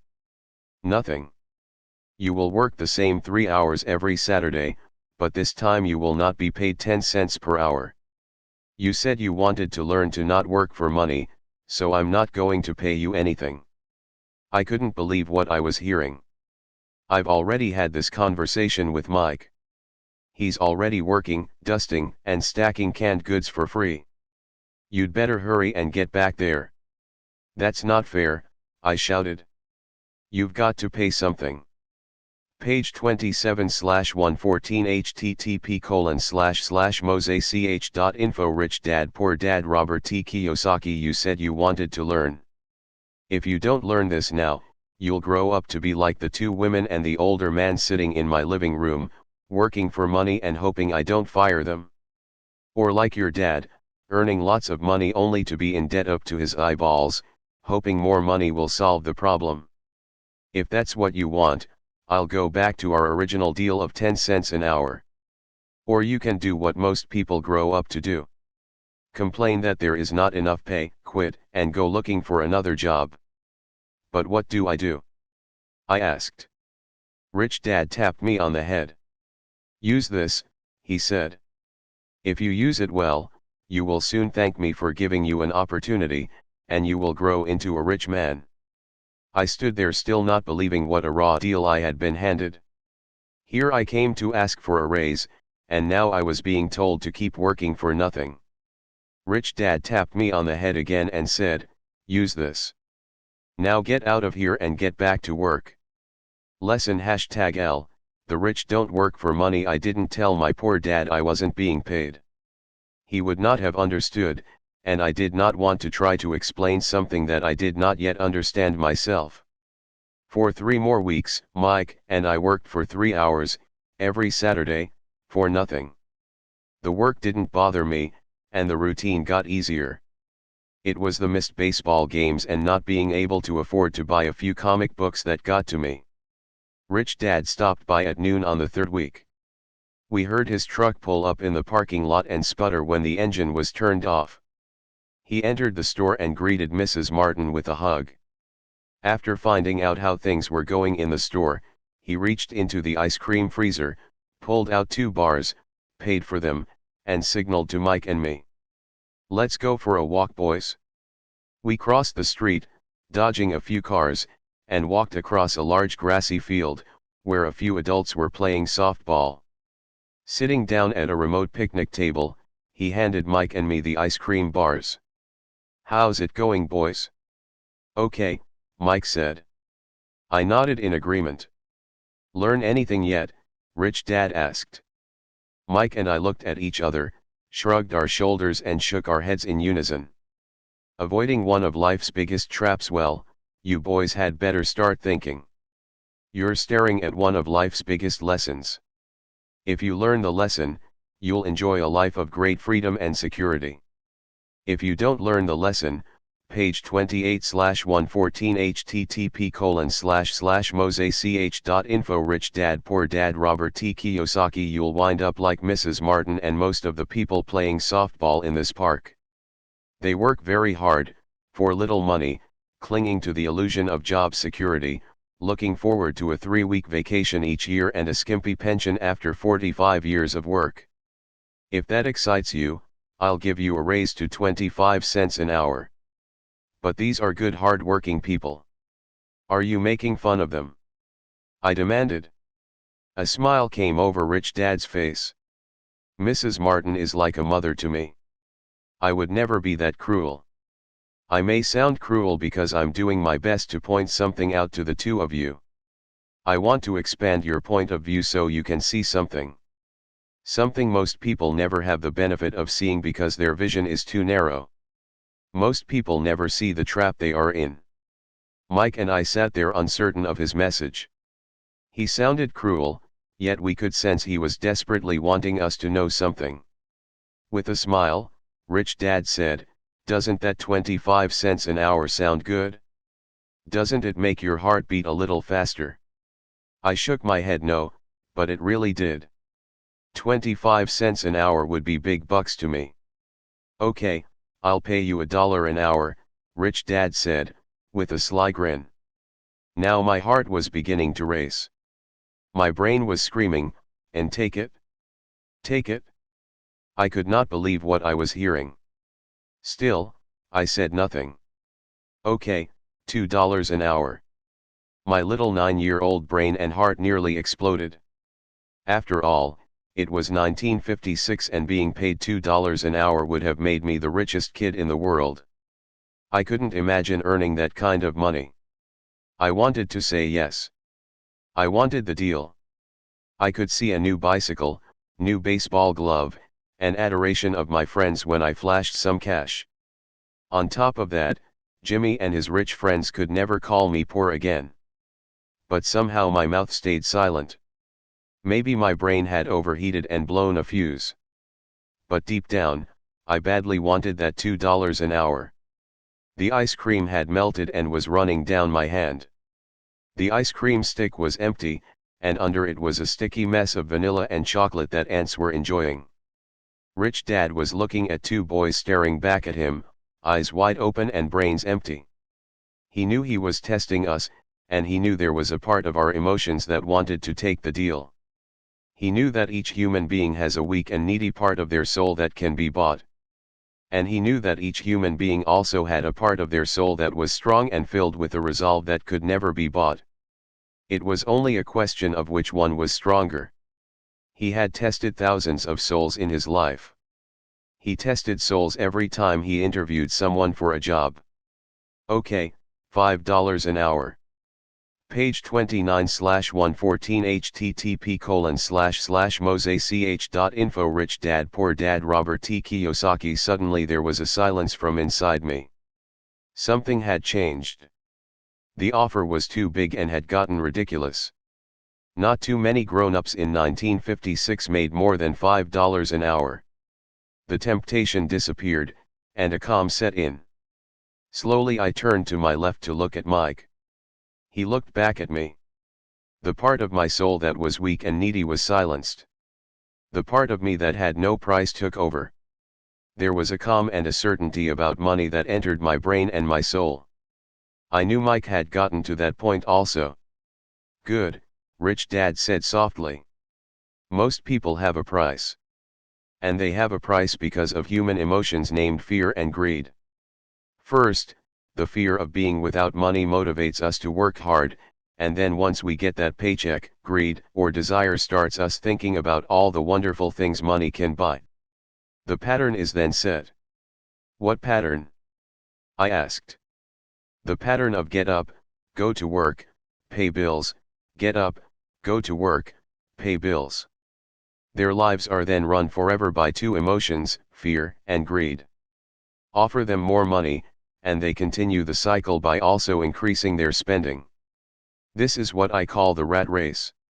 "There is another way?" Mike asked. "Yes," said Rich Dad slowly. "But only a few people find it. And what is that way? Mike asked. That's what I hope you boys will find out as you work and study with me. That is why I took away all forms of pay. Any hints? Mike asked. We're kind of tired of working hard, especially for nothing.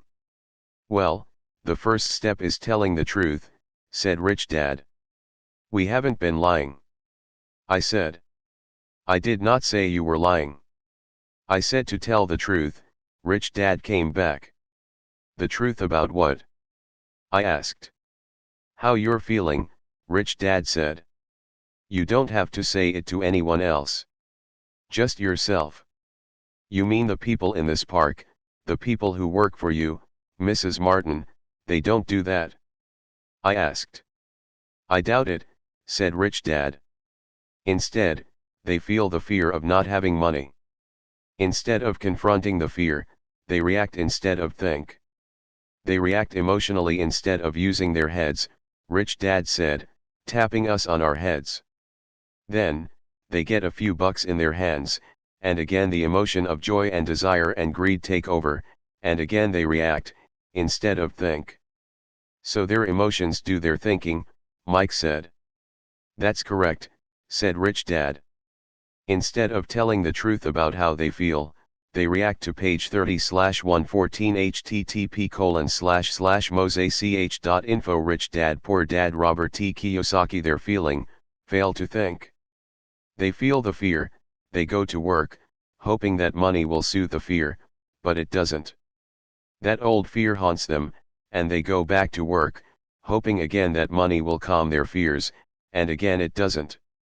Fear has them in this trap of working, earning money, working, earning money, hoping the fear will go away.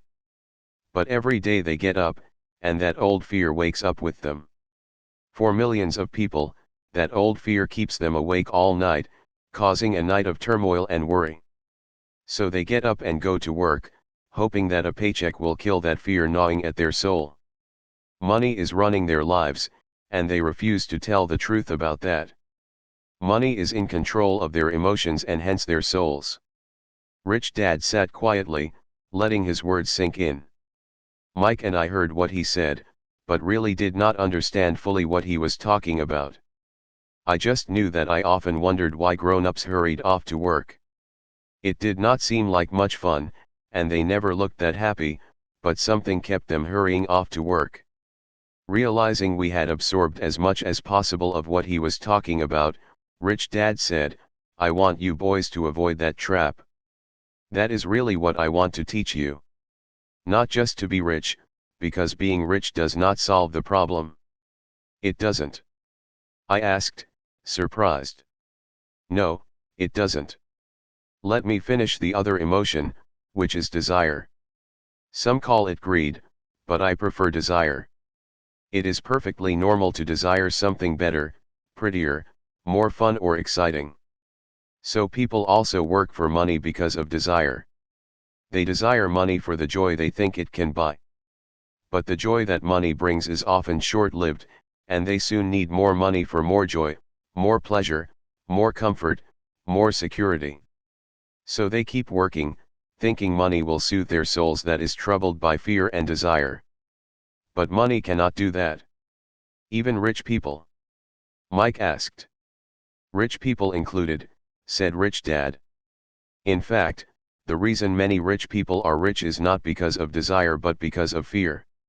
They actually think that money can eliminate that fear of not having money, of being poor, so they amass tons of it only to find out the fear gets worse. They now fear losing it. I have friends who keep working even though they have plenty. I know people who have millions who are more afraid now than when they were poor. They're terrified of losing all their money. The fears that drove them to get rich got worse. That weak and needy part of their soul is actually screaming louder. They don't want to lose the big houses, the cars, the high life that money has bought them. They worry about what their friends would say if they lost all their money. Many are emotionally desperate and neurotic, although they look rich and have more money. So is a poor man happier? I asked. No, I don't think so, replied Rich Dad. The avoidance of money is just as psychotic as being attached to money. As if on cue, the town derelict went past our table, stopping by the large rubbish can and rummaging around in it. The three of us watched him with great interest, when before we page 31/114 http://mosech.info Rich Dad Poor Dad Robert T. Kiyosaki probably would have just ignored him. Rich Dad pulled $1 out of his wallet and gestured to the older man. Seeing the money, the derelict came over immediately, took the bill, thanked Rich Dad profusely and hurried off ecstatic with his good fortune. "He's not much different from most of my employees," said Rich Dad. "I've met so many people who say, 'Oh, I'm not interested in money.' Yet they'll work at a job for 8 hours a day. That's a denial of truth. If they weren't interested in money, then why are they working?" That kind of thinking is probably more psychotic than a person who hoards money. As I sat there listening to my Rich Dad, my mind was flashing back to the countless times my own dad said, "I'm not interested in money." He said those words often. He also covered himself by always saying, "I work because I love my job." "So what do we do?" I asked. "Not work for money until all traces of fear and greed are gone." "No, that would be a waste of time," said Rich Dad. "Emotions are what make us human. Make us real. The word emotion stands for energy in motion. Be truthful about your emotions, and use your mind and emotions in your favor, not against yourself." "Whoa," said Mike. "Don't worry about what I just said. It will make more sense in years to come. Just be an observer, not a reactor, to your emotions." Most people do not know that it's their emotions that are doing the thinking. Your emotions are your emotions, but you have got to learn to do your own thinking. "Can you give me an example?" I asked. "Sure," replied Rich Dad. "When a person says, 'I need to find a job,' it's most likely an emotion doing the thinking. Fear of not having money generates that thought." "But people do need money if they have bills to pay," I said. "Sure they do," smiled Rich Dad. "All I'm saying is that it's fear that is all too often doing the thinking." "I don't understand," said Mike. "For example," said Rich Dad, "if the fear of not having enough money arises, instead of immediately running out to get a job so they can earn a few bucks to kill the fear, they instead might ask themselves this question: will a job be the best solution to this fear over the long run? In my opinion, the answer is no, especially when you look over a person's lifetime. A job is really a short-term solution to a long-term problem. But my dad is always saying, stay in school, get good grades, so you can find a safe, secure job." I spoke out, somewhat confused. "Yes, I understand he says that," said Rich Dad, smiling. "Most people recommend that, and it's a good idea for most people. But people make that recommendation primarily out of fear." "You mean my dad says that because he's afraid?" Page 32/114 http://mosech.info Rich Dad Poor Dad Robert T. Kiyosaki Yes, said Rich Dad. "He's terrified that you won't be able to earn money and won't fit into society. Don't get me wrong. He loves you and wants the best for you. And I think his fear is justified. An education and a job are important. But it won't handle the fear. You see, that same fear that makes him get up in the morning to earn a few bucks is the fear that is causing him to be so fanatical about you going to school. So what do you recommend?" I asked. "I want to teach you to master the power of money. Not be afraid of it. And they don't teach that in school. If you don't learn it, you become a slave to money." It was finally making sense.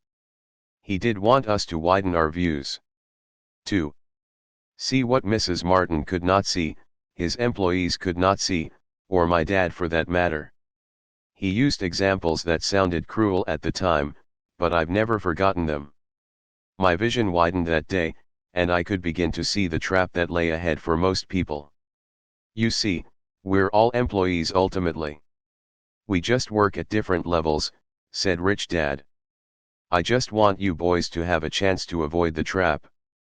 The trap caused by those two emotions, fear and desire. Use them in your favor, not against you. That's what I want to teach you. I'm not interested in just teaching you to make a pile of money. That won't handle the fear or desire. If you don't first handle fear and desire, and you get rich, you'll only be a high-paid slave. So how do we avoid the trap? I asked. The main cause of poverty or financial struggle is fear and ignorance, not the economy or the government or the rich. It's self-inflicted fear and ignorance that keeps people trapped. So you boys go to school and get your college degrees. I'll teach you how to stay out of the trap. The pieces of the puzzle were appearing. My highly educated dad had a great education and a great career. But school never told him how to handle money or his fears. It became clear that I could learn different and important things from two fathers. So you've been talking about the fear of not having money. How does the desire of money affect our thinking? Mike asked. How did you feel when I tempted you with a pay raise? Did you notice your desires rising? We nodded our heads. By not giving in to your emotions, you were able to delay your reactions and think. That is most important. We will always have emotions of fear and greed. From here on in, it is most important for you to use those emotions to your advantage and for the long term, and not simply let your emotions run you by controlling your thinking. Most people use fear and greed against themselves. That's the start of ignorance. Most people live their lives chasing paychecks, pay raises and job security because of the emotions of desire and fear, not really questioning where those emotion-driven thoughts are leading them. It's just like the picture of a donkey, dragging a cart, with its owner dangling a carrot just in front of the donkey's nose. The donkey's owner may be going where he wants to go, but the donkey is chasing an illusion. Tomorrow there will only be another carrot for the donkey. Page 33/114 http://mosech.info Rich Dad Poor Dad Robert T. Kiyosaki. You mean the moment I began to picture a new baseball glove, candy, and toys, that's like a carrot to a donkey? Mike asked. Yeah. And as you get older, your toys get more expensive. A new car, a boat, and a big house to impress your friends, said Rich Dad with a smile. Fear pushes you out the door, and desire calls to you, enticing you toward the rocks. That's the trap. So what's the answer? Mike asked. What intensifies fear and desire is ignorance. That is why rich people with lots of money often have more fear the richer they get. Money is the carrot, the illusion. If the donkey could see the whole picture, it might rethink its choice to chase the carrot. Rich Dad went on to explain that a human's life is a struggle between ignorance and illumination. He explained that once a person stops searching for information and knowledge of oneself, ignorance sets in. That struggle is a moment-to-moment decision to learn to open or close one's mind. Look, school is very, very important. You go to school to learn a skill or profession so as to be a contributing member of society. Every culture needs teachers, doctors, mechanics, artists, cooks, business people, police officers, firefighters, soldiers. Schools train them so our culture can thrive and flourish, said Rich Dad. Unfortunately, for many people, school is the end, not the beginning. There was a long silence. Rich Dad was smiling. I did not comprehend everything he said that day. But as with most great teachers, whose words continue to teach for years, often long after they're gone, his words are still with me today. I've been a little cruel today, said Rich Dad. Cruel for a reason. I want you to always remember this talk. I want you to always think of Mrs. Martin. I want you always to think of the donkey. Never forget, because your two emotions, fear and desire, can lead you into life's biggest trap, if you're not aware of them controlling your thinking. To spend your life living in fear, never exploring your dreams, is cruel. To work hard for money, thinking that money will buy you things that will make you happy is also cruel. To wake up in the middle of the night terrified about paying bills is a horrible way to live. To live a life dictated by the size of a paycheck is not really a life. Thinking that a job will make you feel secure is lying to yourself. That's cruel, and that's the trap I want you to avoid, if possible. I've seen how money runs people's lives. Don't let that happen to you. Please don't let money run your life. A softball rolled under our table. Rich Dad picked it up and threw it back. So what does ignorance have to do with greed and fear? I asked. Because it is ignorance about money that causes so much greed and so much fear, said Rich Dad. Let me give you some examples. A doctor, wanting more money to better provide for his family, raises his fees. By raising his fees, it makes healthcare more expensive for everyone. Now, it hurts the poor people the most, so poor people have worse health than those with page 34/114 http://mosech.info Rich Dad Poor Dad Robert T. Kiyosaki Money. Because the doctors raise their rates, the attorneys raise their rates. Because the attorneys' rates have gone up, school teachers want a raise, which raises our taxes, and on and on and on. Soon, there will be such a horrifying gap between the rich and the poor that chaos will break out and another great civilization will collapse. Great civilizations collapsed when the gap between the haves and have-nots was too great. America is on the same course, proving once again that history repeats itself, because we do not learn from history. We only memorize historical dates and names, not the lesson. Aren't prices supposed to go up? I asked. Not in an educated society with a well-run government. Prices should actually come down. Of course, that is often only true in theory. Prices go up because of greed and fear caused by ignorance. If schools taught people about money, there would be more money and lower prices, but schools focus only on teaching people to work for money, not how to harness money's power. But don't we have business schools? Mike asked. Aren't you encouraging me to go to business school for my master's degree? Yes, said Rich Dad. But all too often, business schools train employees who are sophisticated bean counters. Heaven forbid a bean counter takes over a business. All they do is look at the numbers, fire people, and kill the business. I know because I hire bean counters. All they think about is cutting costs and raising prices, which cause more problems. Bean counting is important. I wish more people knew it, but it, too, is not the whole picture, added Rich Dad angrily. So is there an answer? Asked Mike. Yes, said Rich Dad.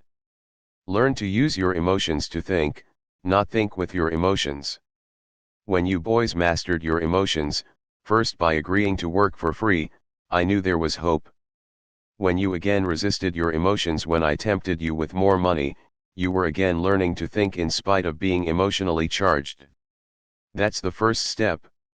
Why is that step so important? I asked. Well, that's up to you to find out. If you want to learn, I'll take you boys into the briar patch. That place where almost everyone else avoids. I'll take you to that place where most people are afraid to go. If you go with me, you'll let go of the idea of working for money and instead learn to have money work for you. And what will we get if we go with you? What if we agree to learn from you? What will we get? I asked. The same thing Briar Rabbit got, said Rich Dad. Freedom from the tar baby. Is there a briar patch? I asked. Yes, said Rich Dad. The briar patch is our fear and our greed. Going into our fear and confronting our greed, our weaknesses, our neediness is the way out. And the way out is through the mind, by choosing our thoughts. Page 35/114 http://mosech.info Rich Dad Poor Dad Robert T. Kiyosaki Choosing Our Thoughts? Mike asked, puzzled. Yes. Choosing what we think rather than reacting to our emotions. Instead of just getting up and going to work to solve your problems, just because the fear of not having the money to pay your bills is scaring you. Thinking would be taking the time to ask yourself a question. A question like, is working harder at this the best solution to this problem? Most people are so terrified at not telling themselves the truth that fear is in control that they cannot think, and instead run out the door. Tar Baby is in control. That's what I mean by choosing your thoughts. And how do we do that? Mike asked. That's what I will be teaching you. I'll be teaching you to have a choice of thoughts to consider, rather than knee-jerk reacting, like gulping down your morning coffee and running out the door. Remember what I said before, a job is only a short-term solution to a long-term problem. Most people have only one problem in mind, and it's short-term. It's the bills at the end of the month, the Tar Baby. Money now runs their lives. Or should I say the fear and ignorance about money. So they do as their parents did, get up every day and go work for money. Not having the time to say, is there another way? Their emotions now control their thinking, not their heads. Can you tell the difference between emotions thinking and the head thinking? Mike asked. Oh, yes. I hear it all the time, said Rich Dad. I hear things like, well, everyone has to work. Or the rich are crooks. Or I'll get another job. I deserve this raise. You can't push me around. Or I like this job because it's secure. Instead of, is there something I'm missing here, which breaks the emotional thought, and gives you time to think clearly. I must admit, it was a great lesson to be getting. To know when someone was speaking out of emotions or out of clear thought. It was a lesson that served me well for life. Especially when I was the one speaking out of reaction and not from clear thought. As we headed back to the store, Rich Dad explained that the rich really did make money. They did not work for it. He went on to explain that when Mike and I were casting 5-cent pieces out of lead, thinking we were making money, we were very close to thinking the way the rich think. The problem was that it was illegal for us to do it. It was legal for the government and banks to do it, but not us. He explained that there are legal ways to make money and illegal ways. Rich Dad went on to explain that the rich know that money is an illusion, truly like the carrot for the donkey. It's only out of fear and greed that the illusion of money is held together by billions of people thinking that money is real. Money is really made up. It was only because of the illusion of confidence and the ignorance of the masses that the house of cards stood standing. In fact, he said, in many ways the donkey's carrot was more valuable than money. He talked about the gold standard that America was on, and that each dollar bill was actually a silver certificate. What concerned him was the rumor that we would someday go off the gold standard and our dollars would no longer be silver certificates. When that happens, boys, all hell is going to break loose. The poor, the middle class and the ignorant will have their lives ruined simply because they will continue to believe that money is page 36/114 http://mosech.info Rich Dad Poor Dad Robert T. Kiyosaki Real and that the company they work for, or the government, will look after them. We really did not understand what he was saying that day, but over the years it made more and more sense. Seeing what others miss as he climbed into his pickup truck, outside of his little convenience store, he said, "Keep working boys, but the sooner you forget about needing a paycheck, the easier your adult life will be. Keep using your brain, work for free, and soon your mind will show you ways of making money far beyond what I could ever pay you. You will see things that other people never see. Opportunities right in front of their noses. Most people never see these opportunities because they're looking for money and security, so that's all they get. The moment you see one opportunity, you will see them for the rest of your life. The moment you do that, I'll teach you something else. Learn this, and you'll avoid one of life's biggest traps. You'll never, ever, touch that Tar Baby." Mike and I picked up our things from the store and waved goodbye to Mrs. Martin. We went back to the park, to the same picnic bench, and spent several more hours thinking and talking. We spent the next week at school, thinking and talking. For 2 more weeks, we kept thinking, talking, and working for free. At the end of the second Saturday, I was again saying goodbye to Mrs. Martin and looking at the comic book stand with a longing gaze. The hard thing about not even getting 30 cents every Saturday was that I didn't have any money to buy comic books. Suddenly, as Mrs. Martin was saying goodbye to Mike and me, I saw something she was doing that I had never seen her do before. I mean, I had seen her do it, but I never took notice of it. Mrs. Martin was cutting the front page of the comic book in half. She was keeping the top half of the comic book cover and throwing the rest of the comic book into a large brown cardboard box. When I asked her what she did with the comic books, she said, "I throw them away. I give the top half of the cover back to the comic book distributor for credit when he brings in the new comics. He's coming in an hour." Mike and I waited for an hour. Soon the distributor arrived and I asked him if we could have the comic books. To which he replied, "You can have them if you work for the store and do not resell them." Our partnership was revived. Mike's mom had a spare room in the basement that no one used. We cleaned it out, and began piling hundreds of comic books in that room. Soon our comic book library was open to the public. We hired Mike's younger sister, who loved to study, to be head librarian.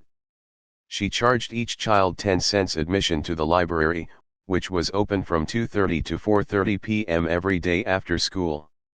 The customers, the children of the neighborhood, could read as many comics as they could in 2 hours. It was a bargain for them since a comic costs 10 cents each, and they could read 5 or 6 in 2 hours. Mike's sister would check the kids as they left, to make sure they weren't borrowing any comic books. She also kept the books, logging in how many kids showed up each day, who they were. Page 37/114 http://mosech.info. Rich Dad Poor Dad Robert T. Kiyosaki, and any comments they might have. Mike and I averaged $9.50 per week over a 3-month period. We paid his sister $1 a week and allowed her to read the comics for free, which she rarely did since she was always studying. Mike and F kept our agreement by working in the store every Saturday and collecting all the comic books from the different stores. We kept our agreement to the distributor by not selling any comic books. We burned them once they got too tattered. We tried opening a branch office, but we could never quite find someone as dedicated as Mike's sister we could trust. At an early age, we found out how hard it was to find good staff. 3 months after the library first opened, a fight broke out in the room. Some bullies from another neighborhood pushed their way in and started it. Mike's dad suggested we shut down the business. So our comic book business shut down, and we stopped working on Saturdays at the convenience store. Anyway, Rich Dad was excited because he had new things he wanted to teach us. He was happy because we had learned our first lesson so well. We had learned to have money work for us. By not getting paid for our work at the store, we were forced to use our imaginations to identify an opportunity to make money. By starting our own business, the comic book library, we were in control of our own finances, not dependent on an employer. The best part was that our business generated money for us, even when we weren't physically there.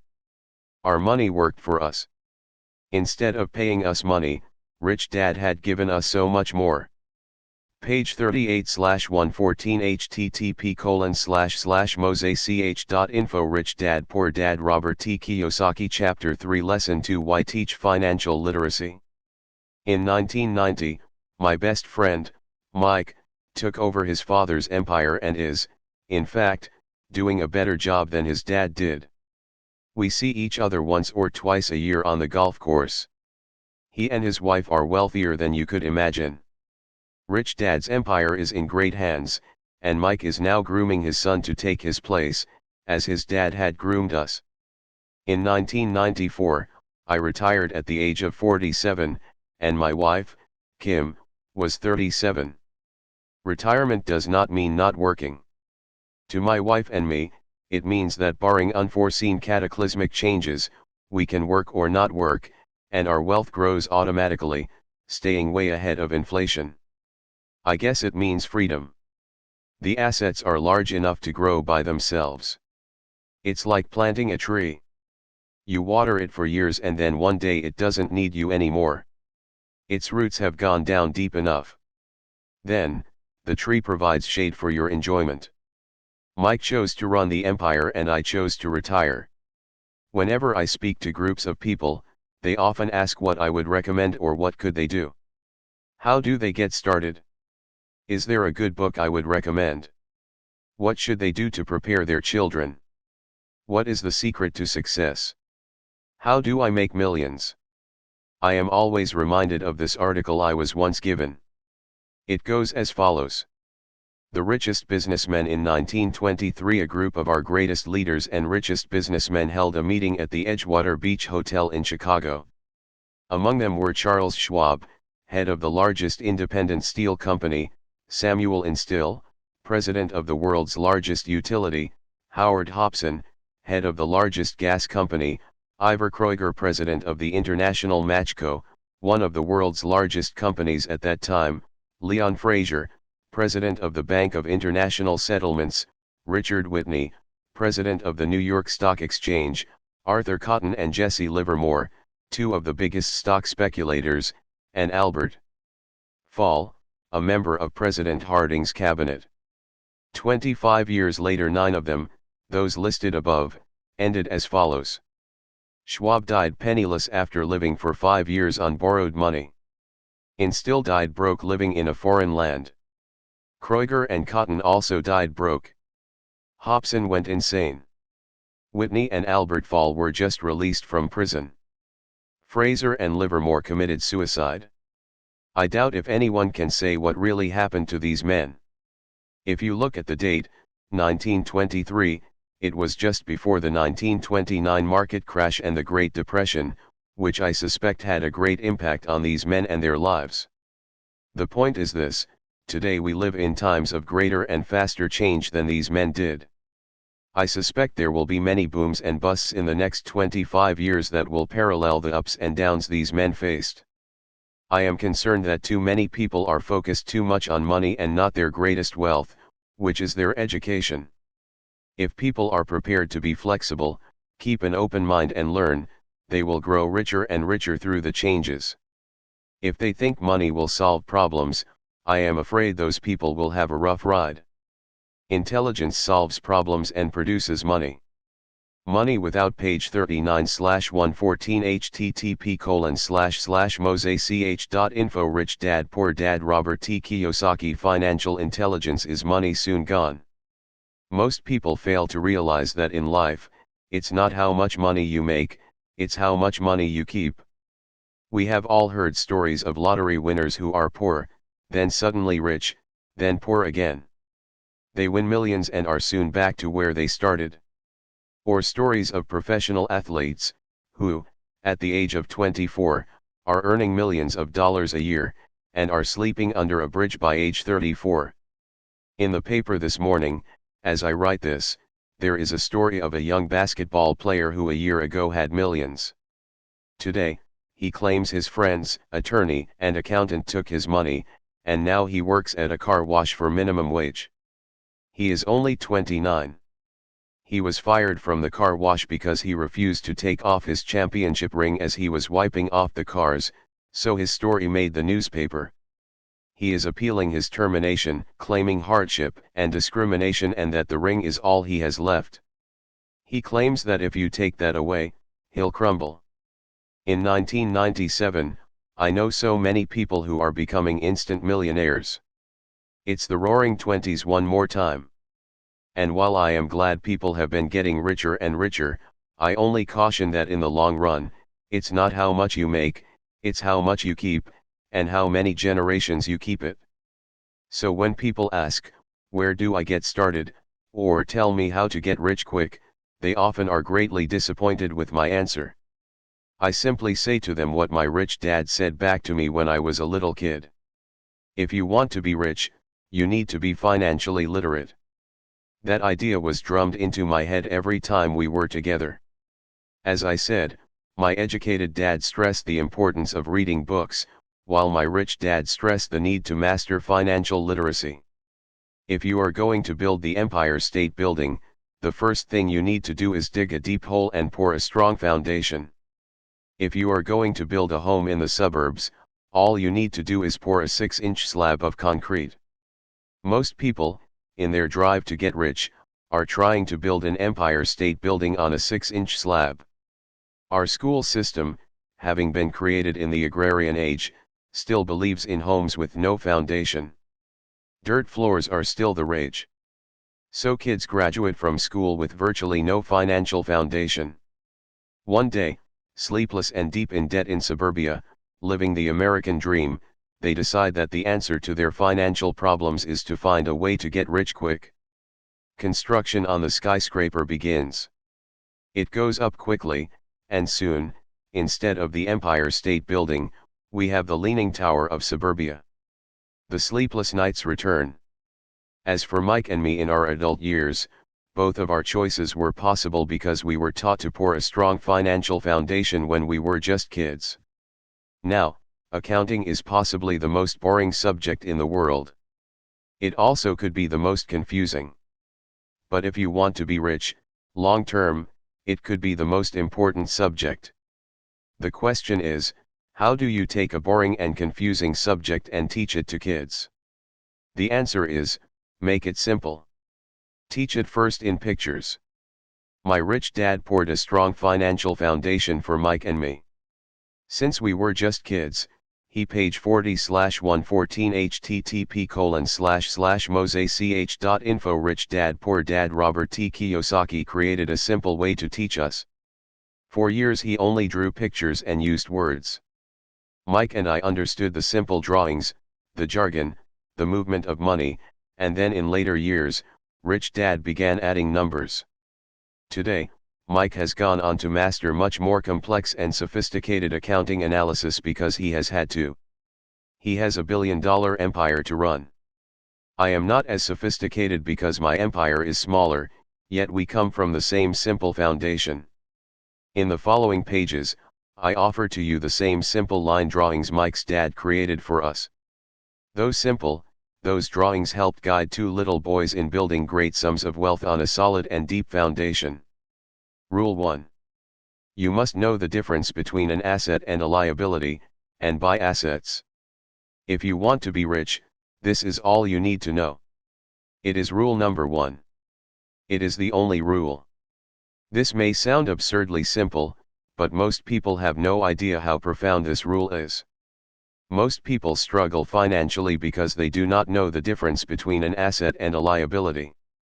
Rich people acquire assets. The poor and middle class acquire liabilities, but they think they are assets. When Rich Dad explained this to Mike and me, we thought he was kidding. Here we were, nearly teenagers and waiting for the secret to getting rich, and this was his answer. It was so simple that we had to stop for a long time to think about it. What is an asset? Asked Mike. Don't worry right now, said Rich Dad. Just let the idea sink in. If you can comprehend the simplicity, your life will have a plan and be financially easy. It is simple, that is why the idea is missed. You mean all we need to know is what an asset is, acquire them and we'll be rich? I asked. Rich Dad nodded his head. It's that simple. If it's that simple, how come everyone is not rich? I asked. Rich Dad smiled. Because people do not know the difference between an asset and a liability. I remember asking, how could adults be so silly? If it is that simple, if it is that important, why would everyone not want to find out? It took our rich dad only a few minutes to explain what assets and liabilities were. As an adult, I have difficulty explaining it to other adults. Why? Because adults are smarter.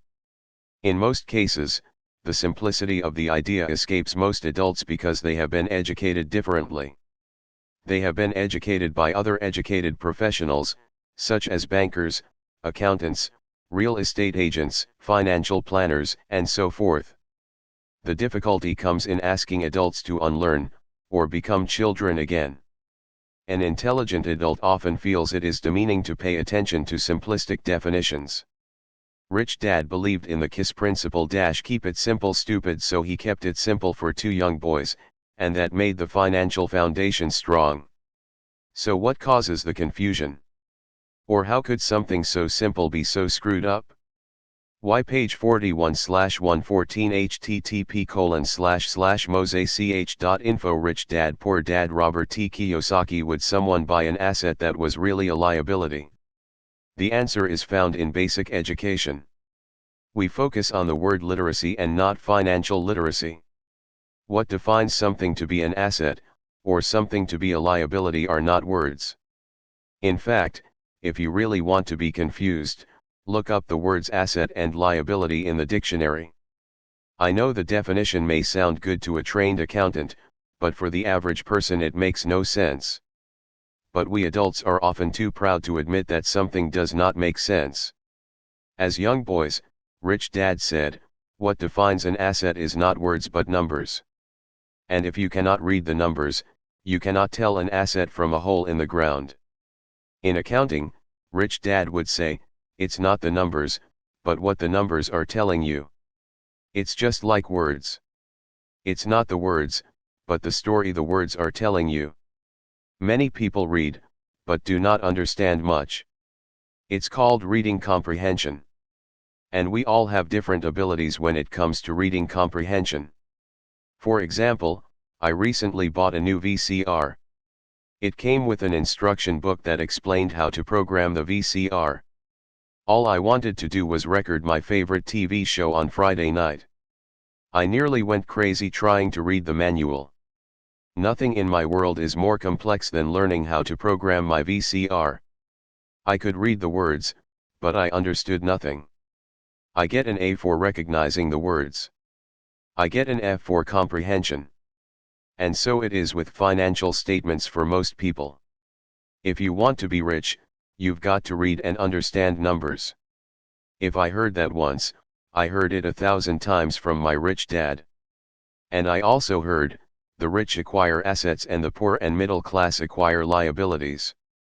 Here is how to tell the difference between an asset and a liability. Most accountants and financial professionals do not agree with the definitions, but these simple drawings were the start of strong financial foundations for two young boys. To teach pre-teen boys, Rich Dad kept everything simple, using as many pictures as possible, as few words as possible, and no numbers for years. This is the cash flow pattern of an asset. Plus income expense plus assets liabilities page 42/114 http://mosech.info Rich Dad Poor Dad Robert T. Kiyosaki